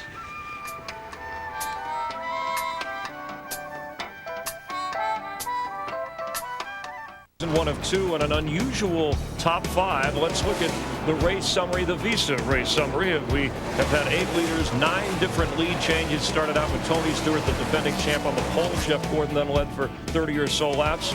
Sterling Marlin, the points leader, out of this race. And you see 3 cautions so far for 9 laps. As you look at Jerry Nadeau and then Green and Terry Labonte, Mayfield, Elliott Sadler, none of those have won a race this year. And as we go back upstairs, why, gentlemen, would you say that this group is out in front with just 18 laps to go? Track position is king here. It's all about pit strategy and being in the pit at the right time. But I tell you the thing I noticed, Terry Labonte's running 3rd and running a strong 3rd right now. He's been closing up on the back of Jeff Green. Jim Long was the crew chief for Robbie Gordon here last year when Robbie shoulda, coulda, almost won the race. So they got that car dialed in real well right now for Terry Labonte. He just actually went around Jeff Green for the second place position. He started back in provisional in 39th, and you're absolutely right, Darrell. I talked to Jim Long. Jim said they built a brand new race car trying to duplicate the suspension points off that car 7 last year. They just finished this car Sunday night at midnight and tested it at Road Atlanta on Monday before coming out here. Well, he's doing a good job with it right now, and he's got himself in contention. The deepest in the field any winner has ever started here was 13th, Davey Allison. It'd be a miracle to win this race from provisional lane, 37th on back. The one question is our top 5, Nadeau, Labonte, Green, Mayfield, and we feel like Sadler can. 42 laps they're going to have to run. Now, that is with about 4 caution laps, but we haven't seen anybody run that far. That'd be hard to do, Larry. I mean, that would be surprising to me. But one thing I can tell you about Nadeau, he's out there, and there's Terry Labonte in second place, but Nadeau has just stretched out a huge lead. The fellow who's coming is Kurt Busch. Yeah, he is. He got by Bill Elliott there a second ago, and he's right up behind the 21 car now. But he's 6.5 seconds behind Jerry Nadeau with 17 laps to go. But he's got 4 fresh tires, and if he ever gets out in the clear, that ain't going to happen for a while, though, looking at that. Traffic jam. Ricky Rudd to the inside of Bill Elliott. That's now the outside as they turn back the other way. Yeah, Bill continues just. His car's finally come around for him, Larry, and I think he got the tires cleaned up and got going again, but he lost a lot of track position. And you know what happens with fresh tires, Darrell? Not only will they be quicker, you just can maneuver the car. But when you're out there leading like Jerry Nadeau with a 4 1/4 second lead, you can kind of run your own line. You don't have no cars to contend with. Let's go down to the pits of our race leader, Jerry Nadeau. Here's Jeff Hammond. Well, Greg Stedman, right now you guys are putting on an awesome display. First and foremost, can you make it? Yeah, we can make it pretty good on fuel. We stopped there. We could run 40 laps real easy. Had a couple of caution laps, so no problem on the fuel. Just as long as he keeps it together out there, he's doing a great job. Did you expect to be this good when you got out here with Jerry? Yeah, he's always good out here. We just, took us Friday and Saturday morning to get it close, and yesterday afternoon we hit on some stuff he really liked, and once we got him some track position, he's okay. Are you giving any kind of coaching lessons right now? Are you trying to tell him to hit his marks? What are you telling him? Yeah, we're just calling some lap times, just telling him to be smooth with it there. He's doing a heck of a job. With a lot of energy right here in the 44 pits right now. A lot of excitement. They keep cheering him every time he comes by, Mike. Car really looks good coming up off of turn 11 there. Accelerating straight forward, not spinning the rear tires. Got it holding a pretty wheel right now. And Nadeau had a different route than most drivers to Winston Cup. He spent several seasons in Europe running open wheel road race cars. Jerry Nadeau leads in Sonoma.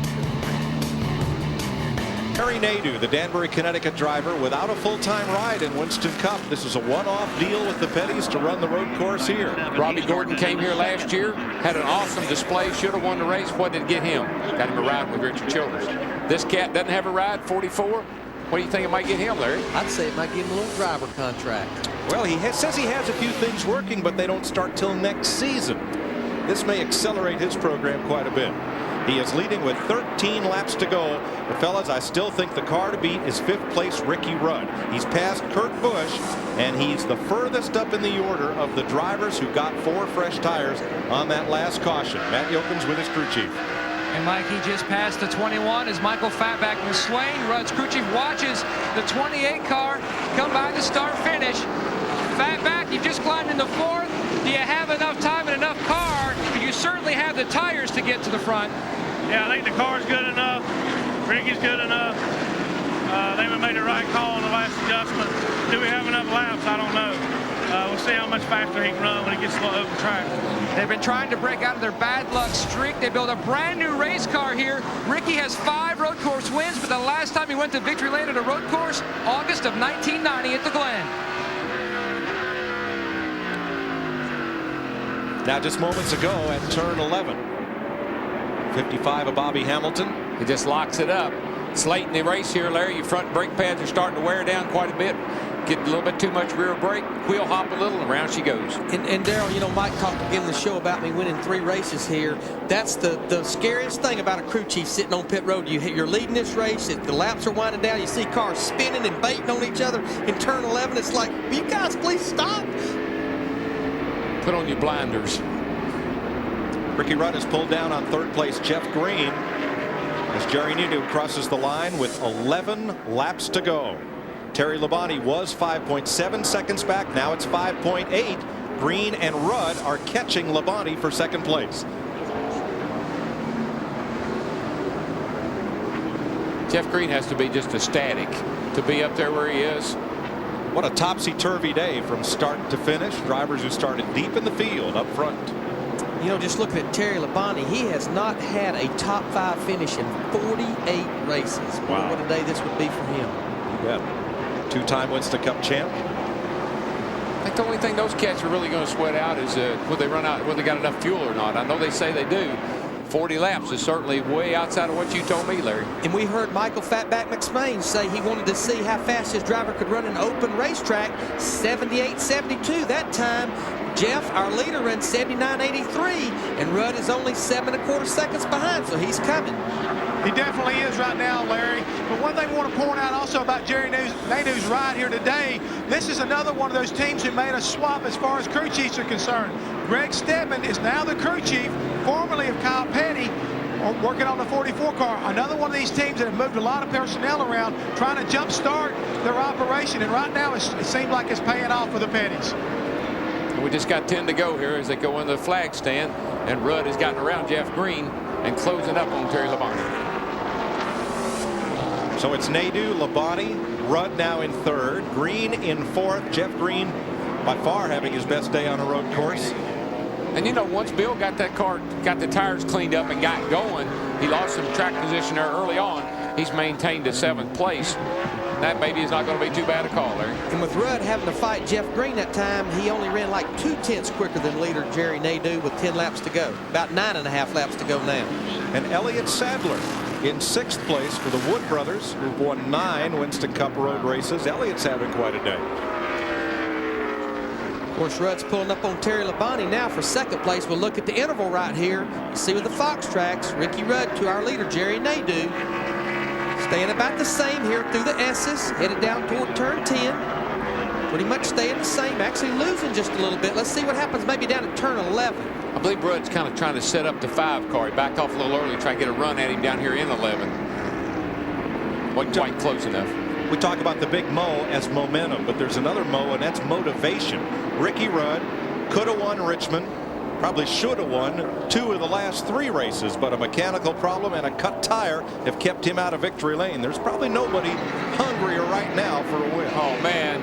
Oh, man. Michael, is that you spun around there, bud?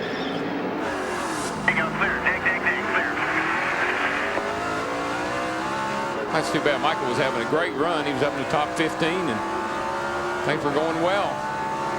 It's going to fall back to about 22nd. He was 10th. Jerry Nadeau, he needs Terry Labonte to race Ricky Rudd just as long as hard as he possibly can. You better believe Terry Labonte will too. Oh yeah, he's not going to pull over and let him go. That's a good indication right there that you're going to have to drive by me, bud. And it's hard to make any kind of pass up through these S's. Thinking you're going to have to do is follow him all the way down here to turn 11. Terry Labonte started racing as a child in quarter midgets. Ricky Rudd started racing in go-karts. And so right from the time they first strapped on a helmet, they were running road courses. A lot of experience right here. Now Ricky's falling back off of Terry a little bit. Oh, Joe Nemechek off the course. Of course, that's the car that Jerry Nadeau just stepped out of just a few races ago. Second place. Down into turn 11. Ricky on a little bit better tires, obviously, gets the inside groove, and around he goes. Now he has open racetrack, but 8 laps to go. And now as he comes by, he is 6.5 seconds behind Jerry Nadeau. Here's what happened to Joe Nemechek.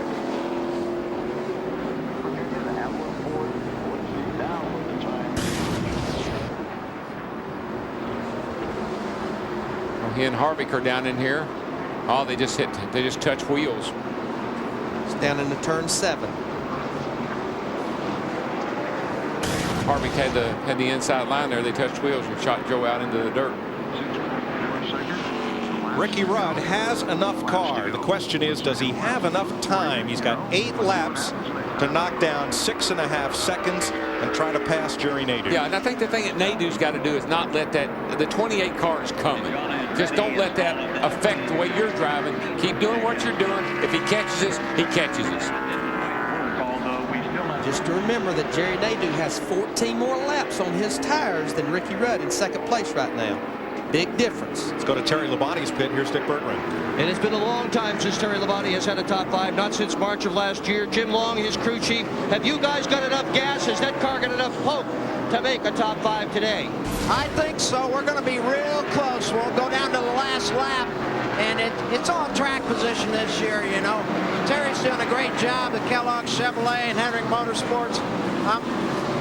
It was a gamble, but it's worth taking. Tight on gas, Mike, in car number 5. Thanks, Dick. That lap by, Ricky Rudd knocked half a second out of Jerry Nadeau's lead. At that pace, Rudd will not catch him. No, and the thing about it is, he is in clear track right. He doesn't have any traffic, so that's about as good as he can run. And that car, of course, behind Jerry Nadeau there, the 55 car, Bobby Hamilton, that's a car he'll have to encounter. Bobby's a lap down. That's almost the distance of that short chute behind Nadeau right now. That's a long way. Bobby Labonte spun and fell from 10th to 19th.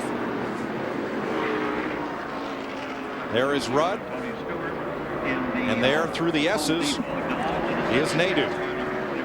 What both drivers got to do, Ricky has got, I'm in second place. I can't make a mistake. Jerry Nadeau sitting up here leading the race definitely just needs to mind his manners and not make any mistakes. Hit your marks. Got to run time trial laps, Darrell. Just listen to him on the radio. They're going to tell you he's closing a little bit, but he isn't going to make it unless something happens. And I see the 48 car slow down through the S's, guys. The gap was 5.9 seconds last time by. Nadeau, 6 to go across the stripe. Here comes Rudd. 5.4. Another half a second. But he may run out of time. Something happened to the 48 car. So him slow down through the S's, and he's slowed down. What happened, Dick? Transmission. One word. Transmission. So Jimmy Johnson's going to try to limp home 6 more laps. So that means all top 3 boys in the points, all top 3 drivers have had problems here today. Sterling Marlin, Jeff Gordon, and now Jimmy Johnson. Jeff Gordon is running, but 7 laps down in 37th place. Johnson's car will never make it all the way around again, I don't think. It's going so slow, they'll black flag it. So points as of right now, Sterling Marlin, because Johnson and Gordon have both had trouble. Mark Martin would move up to 3rd, and Tony Stewart in the top 5. Sterling Marlin just can't lose the point lead. It doesn't matter what he does. He can't lose it. He's living large, that's for sure. It'll be 5 laps to go this time as Brett Bodine goes off course. The Hooters Ford. Everybody's getting anxious now. 5 laps to go. They're stepping the aggressive meter up just a little bit. Your brakes are worn out for the most part. You've been using a lot of brake. Transmissions are not quite as good as they were early in the day, and your tires are gone. We'll show you Brett Bodine's spin as from 5.4, Jerry Nadeau's lead has now gone to 4.9 seconds. But he only chopped 0.4 of a second that time, and that's not going to do it with 5 laps to go. 5 laps to go, 5 seconds separates rideless driver Jerry Nadeau in a one-off for the Petties here at Sonoma. It almost reminds me when Ron Fellows almost won Watkins Glen a couple 3 years ago there, and a late caution kept him from winning that race. But right now things are looking really, really good for Jerry Nadeau. Toward turn 10, Jimmy Johnson's trying to crawl his way to pit road, and it looks like he'll make it.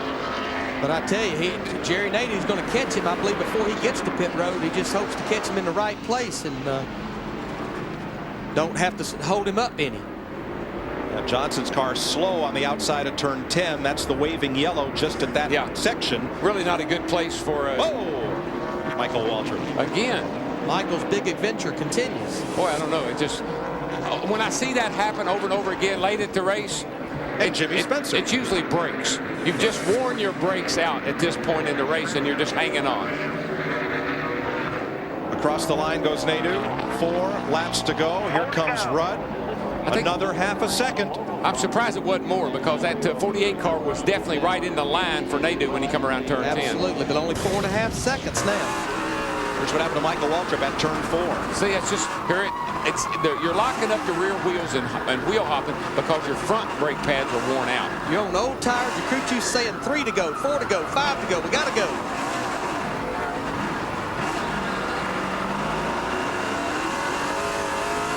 '29 cars still on the lead lap.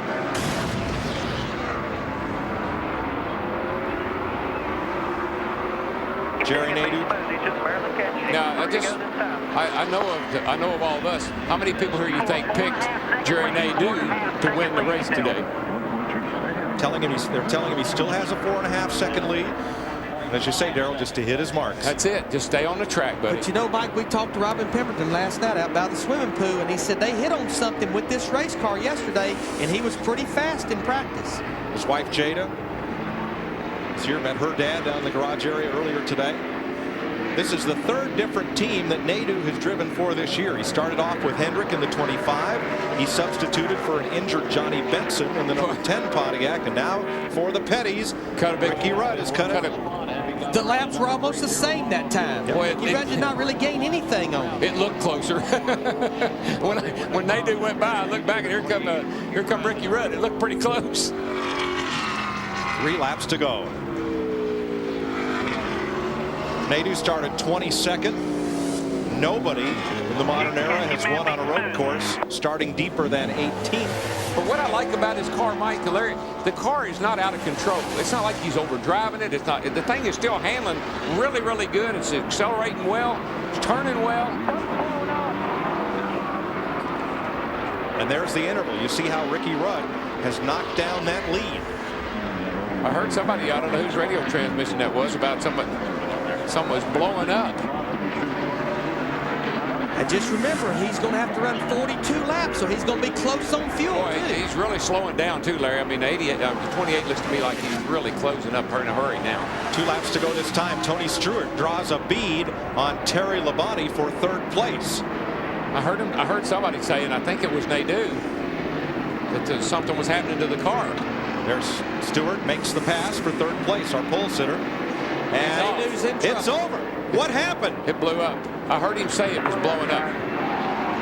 Jerry Nadeau, the Atlanta winner in 2000. Great job here, guys. Great job. Nice run today. And guess what? Finally, Ricky Rudd, it goes the other way. Yep. The glass slipper broke for Jerry Nadeau. That's such a shame. Jeff Hammond. I'm here with Greg Stedman. Greg, what happened? Said the rear end went out in it. Something broke in the rear end there. So he did a great job. I mean, to come here and run with this 44 team, we've struggled a little bit this year.